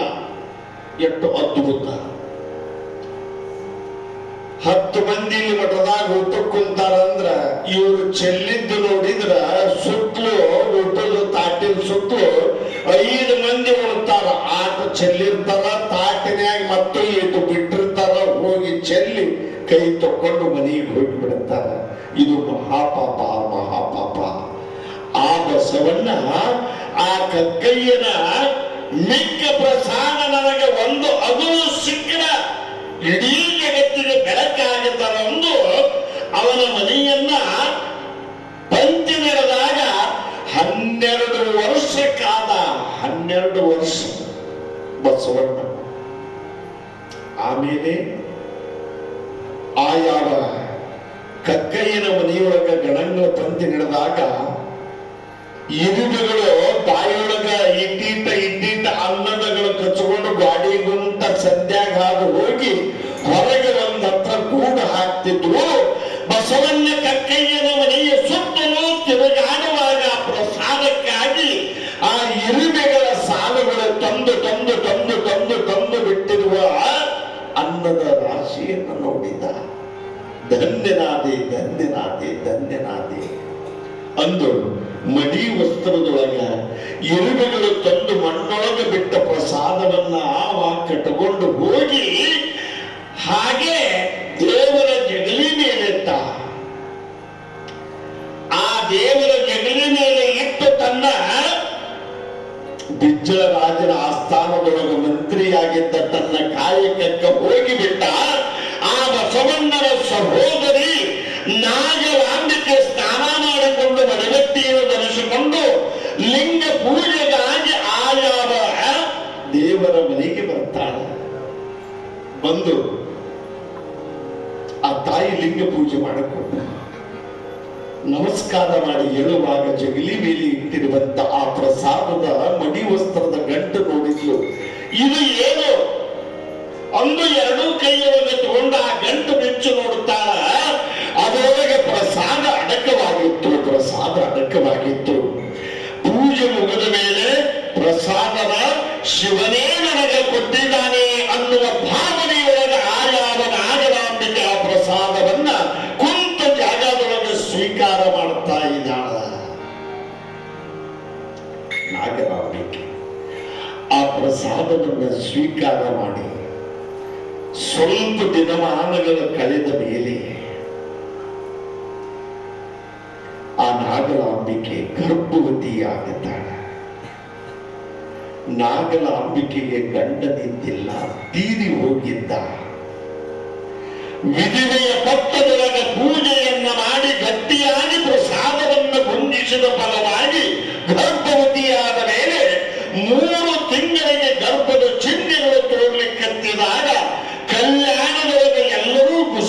ಖುಷಿ ಮಾತಾಡಕತ್ತಿದ್ರು. ಬಸವಣ್ಣ ರಾಜನ ಆಸ್ಥಾನದೊಳಗೆ ಮಂತ್ರಿ ಪದವಿ ಅದ, ಭಕ್ತಿ ಭಂಡಾರಿ ಅಂತಾರ, ಜಗಜ್ಯೋತಿ ಅಂತಾರ, ಅನಂತ ವಚನಗಳಿಂದ ಬರದಾನ. ಅವನೇನು ಪರಿಶುದ್ಧನೇನು, ಅವನ ಮನೆ ಒಳಗಡೆ ಸಹೋದರಿಯಾದ ನಾಗರಾಂಬಿಕೆ ಗಂಡನಿಲ್ಲದೆ ಗರ್ಭವತಿ.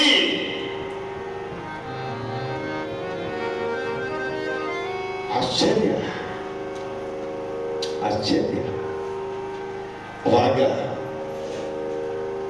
ದಿನಗಳು ತಿಂಗಳುಗಳು ಕಳೆದ ಹಾಗೆ 5-6 ತಿಂಗಳ ಗರ್ಭವನ್ನು ಹೊತ್ತುಕೊಂಡು ನಾಗರಾಂಬಿಕೆ ತನ್ನ ಕಾಯಕದಲ್ಲಿ ನಿವೃತ್ತರಾಗಿದ್ದಾಳೆ.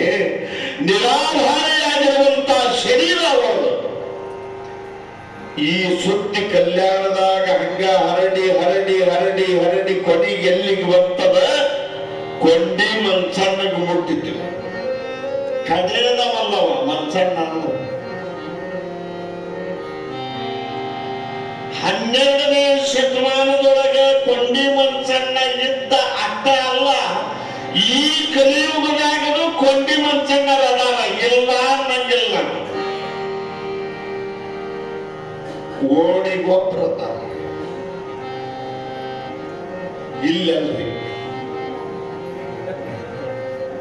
ಇನ್ನು ಬಹಳ ದಿನ ಇರಬೇಕು. ನಾನು ಶಾಲು ಮುಂದಿನ ಊರು ಮುಟ್ಟಬೇಕು. ನನ್ನ ಪುರಾಣಕ್ಕೆ ಮುಂದಿನ ಪುರಾಣ ಬುಕ್ ಆಗ್ಯಾವ ನನಗ. ನಿಮ್ಮ ಸುದ್ದಿ ಮತ್ತಿಲ್ಲಿ ಕೊಂಡಿ ಮನ್ಸಣ್ಣ ನಿಂದಿದ್ರೆ ನಾ 3 ವರ್ಷ ಇಲ್ಲಿ ಪುರಾಣಕ್ಕೆ ಬರ್ತಿದ್ದೇ ಇಲ್ಲ. ಒಳ್ಳೆ ಮಂದಿ ಐತಿ ಅಂತ ನಾ ಬಂದೇನಿ. ಯಾವ ಊರಿಗೆ ನಾನು 3 ವರ್ಷದವರೆಗೆ ಪುರಾಣಕ್ಕೆ ಹೋಗೋದಿಲ್ಲ. 1 ವರ್ಷ ಬಾರ ಅಂದ್ರೆ 2 ವರ್ಷ ಮುಗಿತು. ಮತ್ತೆ 3ನೇ ವರ್ಷಕ್ಕೆ ಫೋನ್ ಮಾಡಿದ್ರ ನನಗೆ ಆಗೋದಿಲ್ಲಪ್ಪ, ಬೇರೆ ಊರು ಪುರಾಣ ಬುಕ್ ಆಗೈತೆ ಎಂದು ಸುಳ್ಳ ಹೇಳಿ ಆ ಊರುಗಳು ಬಿಟ್ಟು 3 ಜಗ್ಗದಾವ. ಯಾಕೆ ಹೋಗೋದಿಲ್ಲ ಅಂದ್ರೆ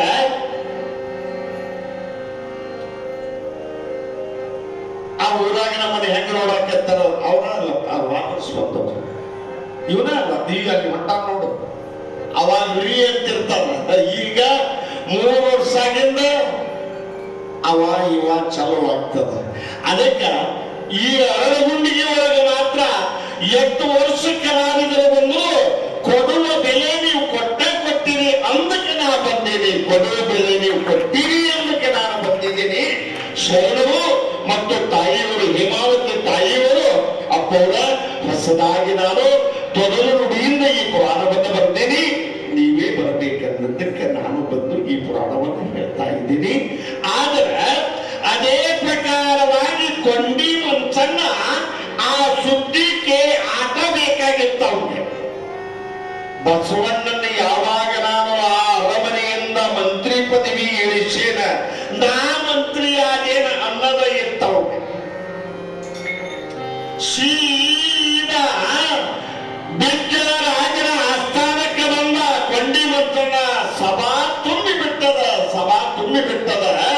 ಕೊಂಡಿ ಮನ್ಸಣ್ಣ ಬಂದಾನಂದ್ರೆ ಏನ ಸುದ್ದಿ ತಂದಾನ ಅಂತವ ರಾಜ. ಎಲ್ಲ ಸಭಾ ಸ್ತಬ್ಧವಾಗಿ ಬಿಡುತ್ತೆ. ಬಸವಣ್ಣ ಮಂತ್ರಿ ಪದವಿ ಸೀಟಿನ ಮ್ಯಾಗ ಕುತ್ಕೊಂಡಾನ ಅರಮನೆಯಾಗ. ಈ ಕೊಂಡಿ ಮನ್ಸಣ್ಣ ಬಂದು, ಮಹಾಪ್ರಭು ನನ್ನದೊಂದು ಅರಿಕೆಯಾದ ಕಲ್ಯಾಣ ಇಲ್ಲಿವರೆಗೂ ಬಹಳ ಪವಿತ್ರತೆಯಿಂದ ಇತ್ತು. ಕೊಂಡಿ ಮನ್ಸಣ್ಣನ ಮಾತು, ಬೆಂಕಿ ಹಚ್ಚೋರು ಮಾತು ಹಿಂಗೆ ಇರ್ತಾವ್ರೆ. ಹಂಗೆ ಹಿಂಗೆ ಇರಂಗಿಲ್ಲ. ಅವರ ಮಾತು ಕೇಳಿಬಿಟ್ಟು ಖಡ್ಗಾನ ಹಿಡಿಬೇಕ. ಸೀರೆ ಈ ಮಾತಂದಾಗ ಬಿಜ್ಜಳರಾಜನಿಗೆ ಬಹಳ ಅವನಿಗೆ ಅಗಾಧವಾಯಿತು. ಏನು ಮನ್ಸಣ್ಣ ಏನು ಹೇಳಾಕತ್ತೀನಿ, ಈಗೇನಾಗ್ಯದ ಯಪ್ಪ ಅಪವಿತ್ರತೆ ಬಂದಿಬಿಟ್ಟದು. ಕಲ್ಯಾಣಕ್ಕೆ ಕಳಂಕ ಬಂದೊದಗಿತು. ಏನು ಹೇಳಪ್ಪ, ಯಾಕೆ ಏನಾಗ್ಯದ? ರಾಜ ಕೇಳ್ತಾರ, ಮಂಚಣ್ಣ ಹೇಳ್ತಾರ, ಮಹಾಪ್ರಭು ವಿದ್ಯಾವಂತನೆಂದು, ಪಂಡಿತನೆಂದು, ಜಗಜ್ಯೋತಿ ಎಂದು, ಭಕ್ತಿ ಭಂಡಾರಿ ಎಂದು ಆಚಾರ ವಿಚಾರದೊಳಗೆ ನೆರೆಯುವ ಬಸವಣ್ಣನನ್ನ ಮಂತ್ರಿ ಪದವಿಯೊಳಗೆ ಕುಂದಿರಿಸಿದೆಯಲ್ಲ,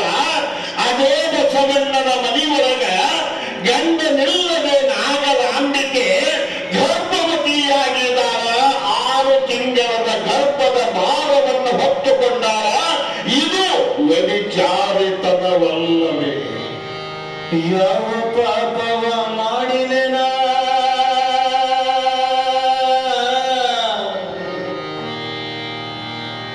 ದೇವರು ವೈದ ನನ್ನ ಪತಿಯನ್ನ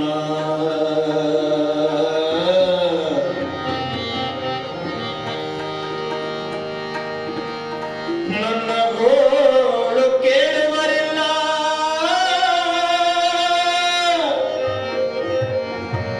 ನಾವಲ್ಲವಲ್ಲೇ ಬದುಕನ್ನ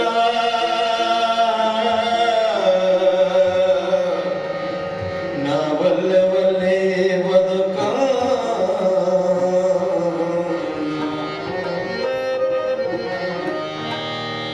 ಹಂಗ ಕಳಿಲುವ ಬಾಳನ್ನ ಶಿವ ವೈದ ಮುತ್ತೈದೆತನ ಹಂಗ ಕಳಿಲುವ ಬಾಳನ್ನ ಶಿವ ವೈದ ಮುತ್ತೈದೆತನ ಹಂಗ ಕಳಿಲುವ ಬಾಳನ್ನ ಶಿವ ವೈದ ಮುತ್ತೈದೆತನ ಕಡೆಯಲ್ಲಿ ಬರೆದನು ಅಂಟಿತನ ಕಡೆಯಲ್ಲಿ ಬರೆದನು ಅಂಟಿತನ ಯಾಕ ಹುಟ್ಟಿಸನ ಶಿವನನ್ನ ಹಂಗ ಕಡಿಯವ ಬಾಳನ್ನ ಶಿವ ವೈದ ಮುತ್ತೈದೆತನ ಹಂಗ ಕಡಿಯವ ಬಾಳನ್ನ ಶಿವ ವೈದ ಮುತ್ತೈದೆತನ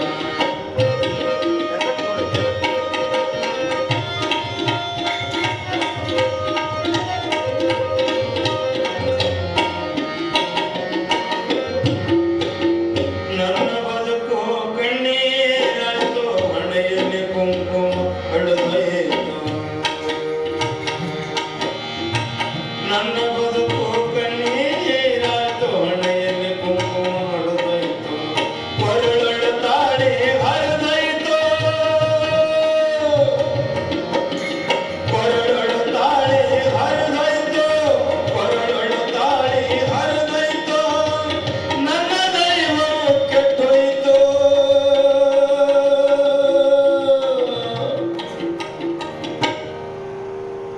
ಹೆಂಗ ಕಡಿಲವ ಬಾಳನ್ನ ಶಿವ ವೈದ ಮುತ್ತೈದೆತನ ಶಿವ ವೈದ ಮುತ್ತೈದೆತನ ಶಿವ ವೈದ ಮುತ್ತೈದೆತನ ಈ ಯಾವ ಪ್ರಕಾರವಾಗಿರುವಂತ ಅರಮನೆ ಒಳಗ ಆ ಯಾವ ಮಂಚಣ್ಣನ ಮಾತು ಕೇಳಿ ಮಹಾಪ್ರಭು ಮಹಾರಾಜ ಬಸವಣ್ಣ ನಿನಗೆ ಗಣಪದವಿಯನ್ನು ಕೊಟ್ಟಿದ್ದು ಅರಮನೆ ಒಳಗೆ. ಮಂಚಣ್ಣ ಹೇಳುವ ಮಾತು ಸರಿಯೋ ತಪ್ಪು ಎದ್ದು ನಿಂತು ಹೇಳು. ನಿನ್ನ ಮನೆಯೊಳಗ ಆದ ಘಟನೆಯೇ ಸರಿಯದೇನು? ಯಪ್ಪ ಮಹಾರಾಜ,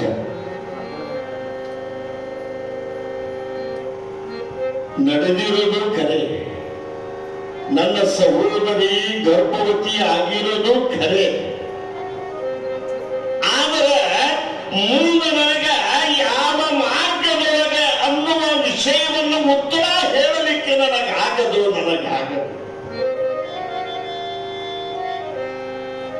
ಅಲ್ಲೋ ನಾಗಲಾಂಬಿಕೆಗೆ ಗಂಡನಿಲ್ಲ, ಗಂಡನಿಲ್ಲದ ಗರ್ಭವತಿ ಎಂದ್ರ ವ್ಯಭಿಚಾರಿತನ ಪಟ್ಟ ಹೌದು ಅನ್ನೋದು ಬಸವಣ್ಣ. ನೀವು ಏನು ಹೇಳಾಕತ್ತೀರಿ? ನಿನ್ನ ಸಹೋದರಿ ಯಾವ ಪರ ಪುರುಷನಿಗೆ ದೇಹವನ್ನ ಮಾರಿಕೊಂಡು ಗರ್ಭವತಿಯಾಗಿದ್ದಾಳ ಅನ್ನುವ ಮಾತು ನೀನು ಸ್ವಚ್ಛಂದವಾಗಿ ತಿಳಿಸಬೇಕು.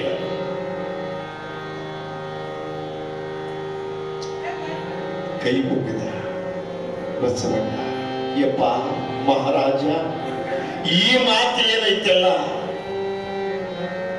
ಸತ್ಯವನ್ನೇನಾದ್ರು ಹೇಳಿದ್ರು ತುಂಬಿದ ಸಭೆ ಒಪ್ಪುವುದಿಲ್ಲ.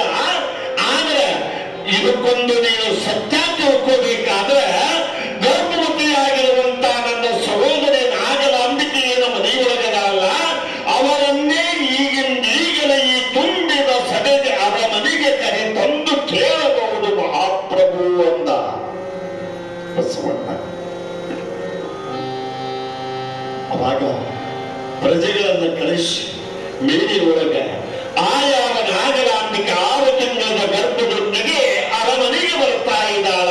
ತುಂಬಿದ ಸಭೆಯೊಳಗೆ ನಿಂತುಕೊಂಡು ಮಹಾಪ್ರಭು ಎಂದು ಕೈ ಮುಗಿದು ಕೊರಳಲ್ಲಿ ರುದ್ರಾಕ್ಷಿ ಮಾಡಿ ಅಡಿಯ ಮೇಲೆ ಮೌನಗಳ ಭಸ್ಮ ಶರಣಿಯ ಸ್ಥಾನದೊಳಗ ಲಕ ಲಕ ಲಕ ಹೊಡಿತಾ ಇದ್ದಾಳ. ಮಹಾ ರಾಜ ಏನದಾನಲ್ಲ ಕಣ್ಣು ಕೆಪ್ಪಗೆ ಮಾಡಿದ. ನೋಡು, ಜನರನ್ನು ಮರಳು ಮಾಡುವುದಕ್ಕಾಗಿ ನಟನೆಯನ್ನ ಮಾಡಿ ಕಲ್ಯಾಣಕ್ಕೆ ಕಳಂಕವನ್ನು ತಂದಿರುವಂತ ಯಾವ ನಾಗರಾಂಬಿಕೆ ನಿನ್ನ ಆನೆ ಕಾಲಿಗೆ ಕಟ್ಟಿ ಎಳೆಸಬೇಕು, ರಥದ ಗಾಲಿಗೆ ಕಟ್ಟಿ ನಿನ್ನನ್ನ ಎಳೆಸಬೇಕು ಅನ್ನುವ ಕೋಪ ನನಗೆ ಬಂದದ. ನಿನ್ನ ಗರ್ಭದಲ್ಲಿ ಇರುವ ಶಿಶು ವ್ಯಭಿಚಾರಿತನದೊಳಗೆ ಬಂದೊದಗಿದ. ಅದನ್ನು ನೀನು ಸ್ವಚ್ಛಂದವಾಗಿ ತಿಳಿಸಬೇಕಂದಾಗ ಮಹಾರಾಜ್ ಮಹಾಪ್ರಭು ನಿಜವಾಗಿ ನಿಜ ಮಾತುಗಳನ್ನು ಈಗ ಹೇಳಿದ್ರೆ ಈ ಲೋಕ ಒಪ್ಪೋದಿಲ್ಲ, ಈ ಜನ ಒಪ್ಪೋದಿಲ್ಲ, ಯಾರೂ ಒಪ್ಪೋದಿಲ್ಲಪ್ಪ. ನನ್ನ ಬಾಯಿಗೆ ನನಗೆ ಹೇಳಲಿಕ್ಕೆ ಆಗೋದಿಲ್ಲ. ಹಾಗಾದ್ರೆ ಯಾರು ಹೇಳ್ಬೇಕು? ಮಹಾಪ್ರಭು ಚಿತ್ತವಿಟ್ಟು ಕೇಳು. ನಾನು ಹೇಳಲಿಕ್ಕಾಗದು, ಅನ್ನ ಬಸವಣ್ಣನೂ ಹೇಳಲಿಕ್ಕಾಗದು. ನಾನು ವಿಚಾರಿತನದ ಪಟ್ಟದಲ್ಲಿ ಅದೇನೋ ನಿಚ್ಚಳವಾದ ಸ್ಥಾನದೊಳಗೆ ಅದೇನೋ ಅನ್ನುವ ಮಾತನ್ನ ನೀನು ಪ್ರಶ್ನೆಯನ್ನ ನನ್ನ ಗರ್ಭದೊಳಗಿರುವಂತ 6 ತಿಂಗಳ ಕೂಸು ಇನ್ನೂ ಭೂಮಿಗೆ ಬಂದಿಲ್ಲ. ಆ ಕೂಸಿನ ಕಡೆಗೆ, ಆ ಗರ್ಭದ ಕಡೆಗೆ ಚಿತ್ತವನ್ನು ಇಟ್ಟು ಕೇಳು ಮಹಾರಾಜ. ಆ ಗರ್ಭದೊಳಗಿರುವ ಶಿಶು ನಿನಗೆ ಉತ್ತರವನ್ನ ಕೊಡುತ್ತದೆ. ನಾಗರಾಂಬಿಕೆ ಹೇ ಹುಚ್ಚುತನಾದವ ಮಹಾರಾಜ. ಗರ್ಭದೊಳಗಿರುವ ಶಿಶು ಏನಾದರೂ ಮಾತನಾಡುವುದುಂಟೆ? ಇದೆಲ್ಲ ಆಗದ ಮಾತು. ನಿನ್ನ ಬಾಯಿಂದಲೇ ಹೇಳಬೇಕಂದಾಗ ನಾಗರಾಂಬಿಕೆ ಹೇಳ್ತಾಳ, ಮಹಾಪ್ರಭು ವ್ಯಭಿಚಾರಿತನದ ಮಗುವಾಗಿದ್ದರೆ ಮೌನವಾಗಿರುತ್ತದೆ. ಒಳ್ಳೆಯ ದಾರಿಯೊಳಗೆ ಬಂದು ನನ್ನ ಗರ್ಭದೊಳಗೆ ಪ್ರವೇಶವಾಗಿದ್ದರೆ ಮಾತನಾಡುತ್ತದೆ ಮಹಾಪ್ರಭು. ಯಾವ ಚಂಚಲ ಬುದ್ಧಿ ಇಲ್ಲದ ಚಿತ್ತವಿಟ್ಟು ಮಾತನಾಡಿಸು. ತುಂಬಿದ ಸಭಾ ಸ್ತಬ್ಧದಾಗಿ ಕುತುಕೊಂಡದ. ಸೂಜಿ ಬಿದ್ದರೆ ಸಪ್ಪಳಾಗಬೇಕ. ಆಗಿಂದಾಗಲೇ ಆ ಯಾವ ರಾಜ ತನ್ನ ಸಿಂಹಾಸನವನ್ನು ಬಿಟ್ಟು ಎದ್ದು ನಿಂತು, ಎಲೆ ಗರ್ಭದಲ್ಲಿ ಇರುವಂತಹ ಶಿಶುವೆ, ನಿನ್ನ ತಾಯಿ ಯಾವ ಪುರುಷನಿಗೆ ದೇಹವನ್ನು ಮಾಡಿ ನಿನ್ನನ್ನು ಗರ್ಭದೊಳಗೆ ಅಡಕೆ ಮಾಡಿಟ್ಟುಕೊಂಡಿದ್ದಾರ ಬೇಗ ಹೇಳು ಅಂದಾಗ ಆ ಯಾವ ವಿಚಾರದ ನುಡಿ ಆ ಕೂಸಿಗೆ ಬಿದ್ದಾಗ ಗದ ಗದ ಗದ ಗದ ಗದ ಗದ ನಡುಗಿತು ಗರ್ಭದೊಳಗೆ.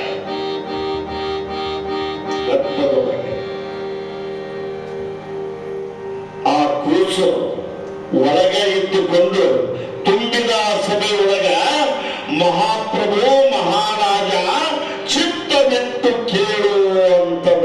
ಕೂಸು ಕೂಸು ಅಂತದ, ಗರ್ಭದೊಳಗಿರುವ ಕೂಸು. ನನ್ನ ತಾಯಿ ವ್ಯಭಿಚಾರಿಣಿಯೂ ಅಲ್ಲ, ಯಾವ ಪರ ಪುರುಷನಿಗೆ ತನ್ನ ದೇಹವನ್ನ ಮಾರಿಕೊಂಡಿಲ್ಲ, ಅನ್ಯಾಯ ಅನೀತಿ ಅಕ್ರಮಣದ ಕೆಲಸವನ್ನು ಮಾಡಿಲ್ಲ. ಇಲ್ಲೇ ನಿಮ್ಮ ಸ್ಥಾನದೊಳಗೆ ಮಂತ್ರಿ ಪದವಿಯನ್ನು ವಹಿಸಿಕೊಂಡಿರುವಂತ ನನ್ನ ಮಾವ ಏನದಾನಲ್ಲ ಬಸವಣ್ಣ, ಕಕ್ಕಯ್ಯನ ಮನೆಯ ಅಂಗಳದ ನಿತ್ಯ ಪ್ರಸಾದವನ್ನು ತಂದು 12 ವರ್ಷ ಕಳೆದ ಮೇಲೆ ಸಿಕ್ಕ ಪ್ರಸಾದವನ್ನು ತಂದು ಜಗಲಿ ಮೇಲೆ ಇಟ್ಟಾಗ ನನ್ನ ಪವಿತ್ರ ತಾಯಿ ಸ್ನಾನ ಮಾಡಿಕೊಂಡು ಬಂದು ಲಿಂಗ ಪೂಜೆ ಆದ ಮೇಲೆ ಮಡಿ ವಸ್ತ್ರದೊಳಗಿನ ಪ್ರಸಾದವನ್ನು ಬಿಚ್ಚಿ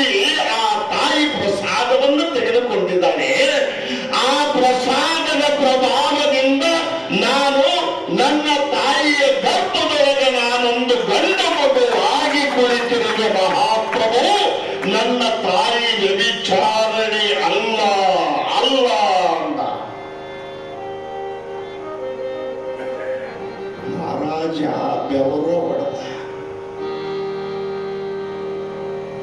ಗರ್ಭದೊಳಗಿರುವ ಶಿಶು ಮಾತಾಡಿಂದ ನಂಬಲಿಕ್ಕೆ ಬೇಕ. ಸೀದ ರಾಜನೆಂದು ನಾಗರಾಂಬಿಕೆಯ ಕಾಲಿಗೆ ಉದ್ದಕ್ಕೆ ದೀರ್ಘನ್ನ ನಮಸ್ಕಾರವನ್ನ ಮಾಡಿದ. ಮಹಾತಾಯಿ, ಕಲ್ಯಾಣಕ್ಕೆ ನೀನು ಕಳಂಕ ತಂದವರಲ್ಲ, ಜ್ಯೋತಿಯನ್ನ ಬೆಳಗಿಸಿದವರು ನೀನು ಅಂದು ಕಾಲಿಗೆ ನಮಸ್ಕಾರ ಮಾಡಿದಾಗ ತುಂಬಿದ ಸಭೆಯೆಲ್ಲ ಆ ನಾಗರಾಂಬಿಕೆಗೆ ಶಿರವಾಗಿ ನಮಸ್ಕಾರವನ್ನು ಮಾಡುತ್ತಾ ಇದ್ದಾರೆ. ಕೊಂಡಿ ಮನ್ಸಣ್ಣ ಇಲ್ಲ ಇಲ್ಲ ಮಾನ್ಯ. ಆ ಕೂಸು ಯಾವಾಗ ಮಾತಾಡಕತ್ತು ಅವಾಗನ ಜಾಗ ಖಾಲಿ ಮಾಡ್ಯಾನ, ಅವಮಾನಕ್ಕೀಡಾಗ್ಯವ. ಅದಕ್ಕೆ ದುಡ್ಡು ಏನೋ ಒಂದು ದುಡ್ಡು ಕೆಲಸ ಮಾಡಿದ್ರು ಅಂದ್ರ ಅದು ಸುಲಭವಾಗಿರೋದಿಲ್ಲ, ಅವ್ರು ಅಲ್ಲಿ ಜಾಗ ಬಿಟ್ಟು ಬಿಡುತ್ತಾರೆ. ಹಂಗ ಆ ರೀತಿ ಒಳಗ ಮಹಾಪ್ರಭು ಏನ್ ಮಾಡ್ತಾನ, ಆ ಯಾವ ನಾಗರಾಂಬಿಕೆಯನ್ನ ಪಲ್ಲಕ್ಕಿ ಒಳಗ ವಾದ್ಯ ವೈಭವದೊಂದಿಗೆ ಮೆರವಣಿಗೆಯನ್ನ ಮಾಡ್ತಾ ಸೀದಾ ಬಸವಣ್ಣನ ಮನೆಗೆ ಕಳುಹಿಸಿ ಕೊಡ್ತಾ ಇದ್ದಾನ. ಹಾಗೆ ತಿಂಗಳು ಕಳೆದು ಕಳೆದು ಕಳೆದು ಕಳೆದು ನಾವು ಮಾಸಗಳು ತುಂಬಲಾಗಿ ಶುಭ ಮುಹೂರ್ತ, ಶುಭ ಗಳಿಗೆ, ಶುಭ ವಾರ ದಿನದಂದು ಆ ಯಾವ ನಾಗರಾಂಬಿಕೆ ಕೂಸಿಗೆ ಗಂಡು ಮಗುವಿಗೆ ಜನ್ಮವನ್ನ ಕೊಡ್ತಾ ಇದ್ದಾಳ. ಗಂಡು ಮಗುವಿಗೆ ಜನ್ಮವನ್ನ ಕೊಡ್ತಾ ಇದ್ದಾಳ. ಎಲ್ಲರಿಗೂ ಆನಂದವಾಯಿತು. ಗುರುವರ್ಯರು, ಯುಗಪುಂಗವರು, ತಪಸ್ವಿಗಳು ಎಲ್ಲರೂ ಆ ಕೂಸಿಗೆ ನಾಮಕರಣ ಮಾಡುವಾಗ ಬಂದಿದ್ದಾರೆ. ಬಸವಣ್ಣನ ಮನೆಗೆ ಬಂದು ಆ ಕೂಸನ್ನ ತೊಟ್ಟಿಲೊಳಗಿಟ್ಟ ನಾಮಕರಣ ಎಷ್ಟು ಚೆನ್ನಾಗಿ ಮಾಡ್ತಾ ಇದ್ದಾರ. ಎಲ್ಲ ಸತ್ಪುರುಷರಿಗೆ ಗೊತ್ತು, ಹುಟ್ಟಿದವನು ಯಾರು ಅನ್ನುವುದನ್ನ ಕಂಡು ಹಿಡಿದು, ಅಪ್ಪ ಎಲ್ಲರಂತೆ ಈ ಮಗುವಲ್ಲ, ಪ್ರಸಾದದ ಪ್ರಭಾವದಿಂದ ಒಳ್ಳೆ ಚಂಡಿಗನಾಗಿ ಜಗತ್ತಿಗೆ ಬೆಳಕು ತರುವಂತ ಮಗನಾಗಿ ಇವನು ಹುಟ್ಟಿದಾನಂದ್ರ ಇವನಿಗೆ ಇನ್ನಾದ ಹೆಸರು ಸಲ್ಲೋದಿಲ್ಲ. ಇವನಿಗೆ ಚನ್ನ ಬಸವಣ್ಣ ಎಂದು ಹೆಸರಿದೆ ಎಂತೆಂದುಕೊಂಡು ಯುಗ ಪುಂಗವರೆಲ್ಲ ಕೂಡಿ ಚನ್ನ ಬಸವಣ್ಣ ಎಂದು ಹೆಸರಿಟ್ಟು ಉಳಿವಿ ಒಳಗ ಉಳ್ಕೊಂಡಿರುವವನೇ ಚನ್ನ ಬಸವಣ್ಣ. ಕಕ್ಕಯ್ಯನ ಮಿಕ್ಕ ಪ್ರಸಾದದಿಂದ ಹುಟ್ಟಿದವನೇ ಆ ಚನ್ನ ಬಸವಣ್ಣ. ಇವತ್ತಿಗೂ ಬಸವಣ್ಣನ ಉಳಿವಿ ಒಳಗ ತೇರು ಜಾತ್ರೆ ಎಷ್ಟು ವೈಭವ. ಶರಣ ಬಸವ, ನಿನಗ ಅಷ್ಟಾವರಣದೊಳಗ ಪ್ರಸಾದದ ಮಹತ್ವ ಎಂಥದು ಅನ್ನೋದನ್ನ ಈ ಕಥಾ ಮಾರ್ಗದ ಮೂಲಕ ನಿನಗೆ ನಾನು ತಿಳಿಸಿದ್ದೀನಿ ಅನ್ನುವ ಮಾತನ್ನ ಹೇಳ್ತಾ ಇದ್ದೀನಿ. ಅದಕ್ಕೆ ಪ್ರಸಾದ ಅನ್ನೋದೇನೈತೆಲ್ಲ ಬಹಳ ಶಕ್ತಿವಂತದ್ದು. ಇಂಥ ಯಾವ ಶಕ್ತಿಗೆ ಯಾರೋ ಪ್ರಸಾದಕ್ಕೆ ನಿಂದನೆಯನ್ನು ಮಾಡಬಾರದು. ಅಲ್ಲೇ ದೊಡ್ಡ ಮಠದಾಗ ಅದ ನೀರು ಸಾರು, ಅದ ಅನ್ನ, ಅದ ಅಂಬಲಿ ಅಂತ ಯಾರೂ ತಿರಸ್ಕಾರ ಮಾಡಬಾರದು. ಇಲ್ಲಿರುವ ಪ್ರಸಾದ ಏನೈತೆಲ್ಲ ಅದರಲ್ಲಿ ಏನಿದ್ದರೂ ಶರಣ ಬಸವನ ಅಮೃತ ಅಡಕವಾಗಿರ್ತದ ಅನ್ನೋದನ್ನ ತಿಳ್ಕೊಂಡಿರಬೇಕ. ಪ್ರಸಾದಕ್ಕೆ ತಿರಸ್ಕಾರ ಮಾಡಿದ್ರೆ ಕೇಡು ತಪ್ಪದು. ಮುಂದಿನ ಜನ್ಮದಾಗ ಒಂದು ತುತ್ತು ಅನ್ನಕ್ಕೂ ಗತಿ ಇಲ್ಲದಂಗ ಹುಟ್ಟಬೇಕಾಗತ್ತದ. ಈ ಜನ್ಮದೊಳಗ ಪ್ರಸಾದಕ್ಕ ನಿಂದನೆಯನ್ನ ಮಾಡಿದ್ರ, ತಿರಸ್ಕಾರವನ್ನ ಮಾಡಿದ್ರ, ಒಬ್ಬ ಶರಣ ಪ್ರಸಾದ ಅಂದ್ರೆ ಬಹಳ ಅವನಿಗೆ ಅಭಿಲಾಷೆ, ಬಹಳ ಪ್ರೀತಿ ಅದರ ಮೇಲೆ. ಜಂಗಮರ ಗಣಾರಾಧನೆ ಎಲ್ಲಾದರೂ ನಡೆದೈತಿ, ಯಾರ ಮನೆಯಾಗ ನಡೆದಿರಲಿ, ಮಠದಾಗ ನಡೆದಿರಲಿ, ಆ ಯಾವ ಬಾಚರಸ ಅನ್ನುವಂತ ಶರಣ ಅಲ್ಲಿಗೆ ಬರ್ತಿದ್ದ. ಬಂದು ಎಲ್ಲಾ ಜಂಗಮರು ಪ್ರಸಾದವನ್ನು ತೆಗೆದುಕೊಳ್ಳುತ್ತಿದ್ರು. ಎಲಿ ಒಳಗ ಅಟ್ಟು ಇಷ್ಟು ಪ್ರಸಾದ ಪ್ರಸಾದವನ್ನು ಬಿಟ್ಟ ಎಲಿ ಮುದುಡಿ ಹೊರಗೆ ಚೆಲ್ಲುತ್ತಾ ಇದ್ರು. ಆ ಬಾಚರಸ ಅನ್ನುವಂತವ ಗೊಬ್ಬೂರು ಎಂಬ ಗ್ರಾಮದೊಳಗ ಅವನು ಹುಟ್ಟಿದಂತವ. ಬಾಚರಸ ಅವ ಆ ಎಲಿಯೊಳಗೆ ಉಳಿದಿರುವ ಪ್ರಸಾದವನ್ನ ಎಲ್ಲ ಎಲಿನ ಹರವು ಮಾಡಿಕೊಂಡು ಜಂಗಮರು ಬಿಟ್ಟ ಈ ಮಿಕ್ಕ ಪ್ರಸಾದ ನನ್ನದು ಎಂದು ದಿನಾಲು ಊಟ ಮಾಡ್ತಿದ್ದಂತವ. ಜಂಗಮರು ಬಿಟ್ಟ ಪ್ರಸಾದ ಅದನ್ನು ಚೆಲ್ಲಬಾರದು. ಮಿಕ್ಕ ಪ್ರಸಾದದ ಬಹಳ ಶಕ್ತಿ ಅದ ಅದರೊಳಗೆ. ಅಂದು ಹಿಂಗ ಎಷ್ಟೋ ವರ್ಷಗಳವರೆಗೆ ಆ ಬಾಚರಸ ಪ್ರಸಾದವನ್ನು ಬಿಡದಂಗ ಅವ ಎಲ್ಲಿ ಬೇಕಲ್ಲಿ ಮಿಕ್ಕ ಪ್ರಸಾದ ಊಟ ಮಾಡ್ಕೊಂತ ಅಡ್ಡಾಡುವಾಗ ಜನ ಅಂತಿದ್ರು, ಲೇ ಇದು ಬಹಳ ಕೂಳಿಗೇನದ, ಕಬರಿಗೇನದ, ನಿಂದೆ ಮಾಡೋರು ಇರ್ತಾರ ನೋಡ್ರಿ, ಅವ್ರು ಇರೋರೇ. ಅವನಿಗೆ ಅಂತಿದ್ರು, ಏ ಹುಚ್ಚ, 4 ಮನೆ ಭಿಕ್ಷಾ ಬೇಡ ನೀನು ಊಟ ಮಾಡೋ, ನಿನಗೆ ಬೆಲೆ ಎಲ್ಲೆಲ್ಲೋ ಊಟ ಮಾಡಿದ ಮುದುಡಿದ ಎಲ್ಲಿ ಹೊರಗೆ ಚೆಲ್ಲಿರ್ತಾನ ಅದನ್ನೆಲ್ಲಾ ಬಳ್ಕೊಂಡು ತಿಂತೀಯಲ್ಲ, ನಿನಗ ಹಂದಿ ಜನ್ಮ ಬಂದನು ಅಂತ ಬೈತಿದ್ರು ಆ ಶರಣನನ್ನ. ಬಾಚರಸ ಅನ್ನುವಂತ ಶರಣನ್ನ ಬಾಯಿ ಬಲ್ಲಂಗ ಬೈತಿದ್ರು. ಮತ್ತ ಬ್ರಾಹ್ಮಣ ಕುಲದವರು ಎಲ್ಲೋ ಪಾಪಿಟ್ಟ, ನಾವು ಬರದಾರಿ ಒಳಗೆ ಎಂಜಲ ತಿನ್ನುವಂತ ನಾಯಿ ನೀನು, ನೀ ಎದುರಾಗಿ ಬರಬೇಡ ಅಂತ ಹರಿಭಕ್ತರು ಅವನ್ನ ಬೈತಿದ್ರು.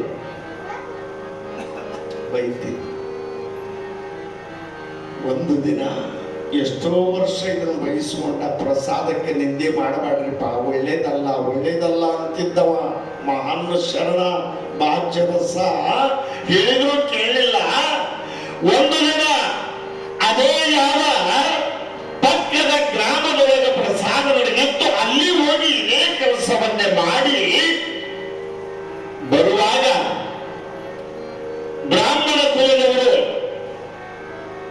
ಇನ್ನೂ ನಿಂದೆಯನ್ನು ಮಾಡುವವರು ಇವರಿಗೆ ಏನಂತಾರ, ಎಲ್ಲೋ ಪಾಪಿಷ್ಟ, ಎಂದವ ನಾಯಿ ನೀನು, ನಮ್ಮೂರೊಳಗೆ ನೀನು ಇರಬೇಡ, ಎಲ್ಲೋ ಅರಣ್ಯದೊಳಗೆ ನೀನು ಬದುಕು, ನಡಿ ನಮ್ಮೂರು ಬಿಟ್ಟು ಅಂತ ತಿಳ್ಕೊಂಡು ಅಂದಾಗ ಇನ್ನೂ ಸ್ವಲ್ಪ ಪ್ರಸಾದ ಬಾಚರಸನ ಬಾಯಿಯೊಳಗೆ ಇದ್ದ ಜಂಗಮನ ಪ್ರಸಾದ. ಅವಾಗಲೇ ಅವನ್ನ ಊರು ಬಿಟ್ಟು ಹೊರಗೆ ಹಾಕಬೇಕಂದಾಗ ಬೇಡ ಬೇಡ ಅಂತ ಬಾಳ ಹಿಡಿದವ. ಆದ್ರೂ ಕೇಳಿಲ್ಲ. ಅವನನ್ನ ಬಡಿದು ಬೈದು ಊರು ಹೊರಗೆ ದಾಟೋವರೆಗೂ ಅವನ ಅಟ್ಟಿಸಿಕೊಂಡು ಬಂದರು ಬ್ರಾಹ್ಮಣ ಕುಲದವರೆಲ್ಲ. ಬಂದಾಗ ಹಳ್ಳಿಗೆ ತಗೊಂಡು ಬಾಚರಸ ಬಹಳ ಕೋಪಗೊಂಡು ಆ ಬಾಯಿಯೊಳಗೇನು ಜಂಗಮರ ಪ್ರಸಾದ ಇನ್ನೂ ಸ್ವಲ್ಪ ಇತ್ತಲ್ಲ, ಅದನ್ನ ಊರ ಅಗಸಿ ಒಳಗೆ ನಿಂತುಕೊಂಡು ಬಾಯಿ ಒಳಗಿಂದ ಊರಿಗೆ ಉಗುಳ್ತಾ ಇದ್ದಾನ. ಉಗುಳಿದಾಗ ಇಡೀ ಊರಿಗೆ ಬೆಂಕಿ ಹತ್ತಿ ಉರಿಯಾಕತ್ತು. ಬೆಂಕಿ ಹತ್ತಿ ಉರಿಯಾಕತ್ತು. ಎಲ್ಲರೂ ಯಪ್ಪ ನಾವು ಹೇಳೋದಿಲ್ಲ, ಸಣ್ಣ ಸಣ್ಣ ಮಕ್ಕಳಿಗೆ ನಾವು ಮನೆಯಾಗ ಸುಟ್ಟು ಹೋಗುತ್ತಾವ ಅಂದು ಹೋರಾಡಿ ಅದ್ಭುತ ಎಲ್ಲರೂ ಮನೆ ಬಿಟ್ಟು ಹೊರಗೆ ಬಂದಾಗ ದಗ ದಗ ದಗ ದಗ ದಗ ಎಲ್ಲರ ಮನೆಗೆ ಹೊತ್ತಿ ಬೆಂಕಿ ಉರಿತಾ ಇದೆ. ಆಕಾಶಕ್ಕೂ ಭೂಮಿಗೂ ಏಕಾಗಿ ಬಿಟ್ಟದ ಅಗ್ನಿ. ಅವಾಗ ಆ ಎಲ್ಲಾ ಬ್ರಾಹ್ಮಣರು ಆ ಊರಾಗ ನಿಂದೆ ಮಾಡಿದವರು ಬಂದು ಆ ಬಾಚರಸನ ಕಾಲಿಗೆ ಬಿದ್ರು. ಯಪ್ಪ ನೀ ಸಣ್ಣವಲ್ಲ, ನಿನಗೆ ಎಂಜಲ ತಿನ್ನೋ ನಾಯಿ ಎಂದಿವಿ, ಹಂದಿ ಎಂದಿವಿ. ಆ ಪಾಪಕ್ಕೆ ನಮ್ಮ ಊರಿಂದ ಊರು ಸುಟ್ಟು ಭೂಮಿ ಆಗಲಿಕ್ಕತ್ತದಯ್ಯಪ್ಪ, ಕಾಪಾಡಬೇಕ ಒಂದು ಬಾಚರಸನಿಗೆ ಬಿದ್ದು ಬೇಡಿಕೊಂಡಾಗ ಬಾಚರಸ ಅಂತಾನ ಪ್ರಸಾದಕ್ಕೆ ನಿಂದೆಯನ್ನ ಮಾಡಿದಾಗ ಬೆಂಕಿ ಹತ್ತಿ ಉರಿಯುವುದು ಸಹಜ. ಆದರೆ ಎಲ್ಲರಿಗೂ ಪರಿಣಾಮಗೊಂಡದ. ತಪ್ಪು ಮಾಡಿದೆ ಎಂದು ಬಂದು ಕ್ಷಮೆಯನ್ನು ಬೇಡಿದಾಗ ಆ ಕ್ಷಮೆಗೆ ಯಾಚನೆಯನ್ನು ಮಾಡುವುದು ನಮ್ಮ ಧರ್ಮ, ಶರಣರ ಸಂಪ್ರದಾಯ ಎಂದು ಆ ಬಾಚರಸ ಅದೇ ನಿಂತ ಜಾಗದೊಳಗ ಆ ಅಗ್ನಿ ದೇವತೆಗೆ ಕೈ ಎತ್ತಿ ಹೇಳ್ತಾ ಇದ್ದ, ಶಾಂತವಾಗಿ ಬಂದಾಗ ಆ ಬಾಚರಸನ ವಾಣಿಗೆ ಉರಿಯುವ ಅಗ್ನಿ ನಂದಿ ಆ ಊರು ಶಾಂತಿ ಆಗುತ್ತದ. ಅವಾಗ ಆ ಬಾಚರಸನನ್ನ ನಮ್ಮೂರಿನ ದೇವರು, ನಮ್ಮ ಭಾಗದ ದೇವರು ನೀನು. ಅರ್ಧ ಊರು ಸುಟ್ಟು ಅರ್ಧ ಉಳ್ಕೊಂಡು ಸಣ್ಣ ಮಕ್ಕಳು ಉಳ್ಕೊಂಡು ಬಂದು ಅವನ ಪಲ್ಲಕ್ಕೆ ಕುಂದಿರಿಸಿ ಅವರೆಲ್ಲರೂ ಶರಣಾಗತರಾಗಿ ಮೆರವಣಿಗೆಯನ್ನ ಮಾಡಿದರು ಆ ಬಾಚರಸನನ್ನ. ಯಪ್ಪ, ಇಂತಿಂತ ಶರಣರು ಪ್ರಸಾದದಿಂದ ಇಂತಿಂತ ಪವಾಡಗಳನ್ನ ಮಾಡ್ಯಾರ ಶರಣಬಸಪ್ಪ.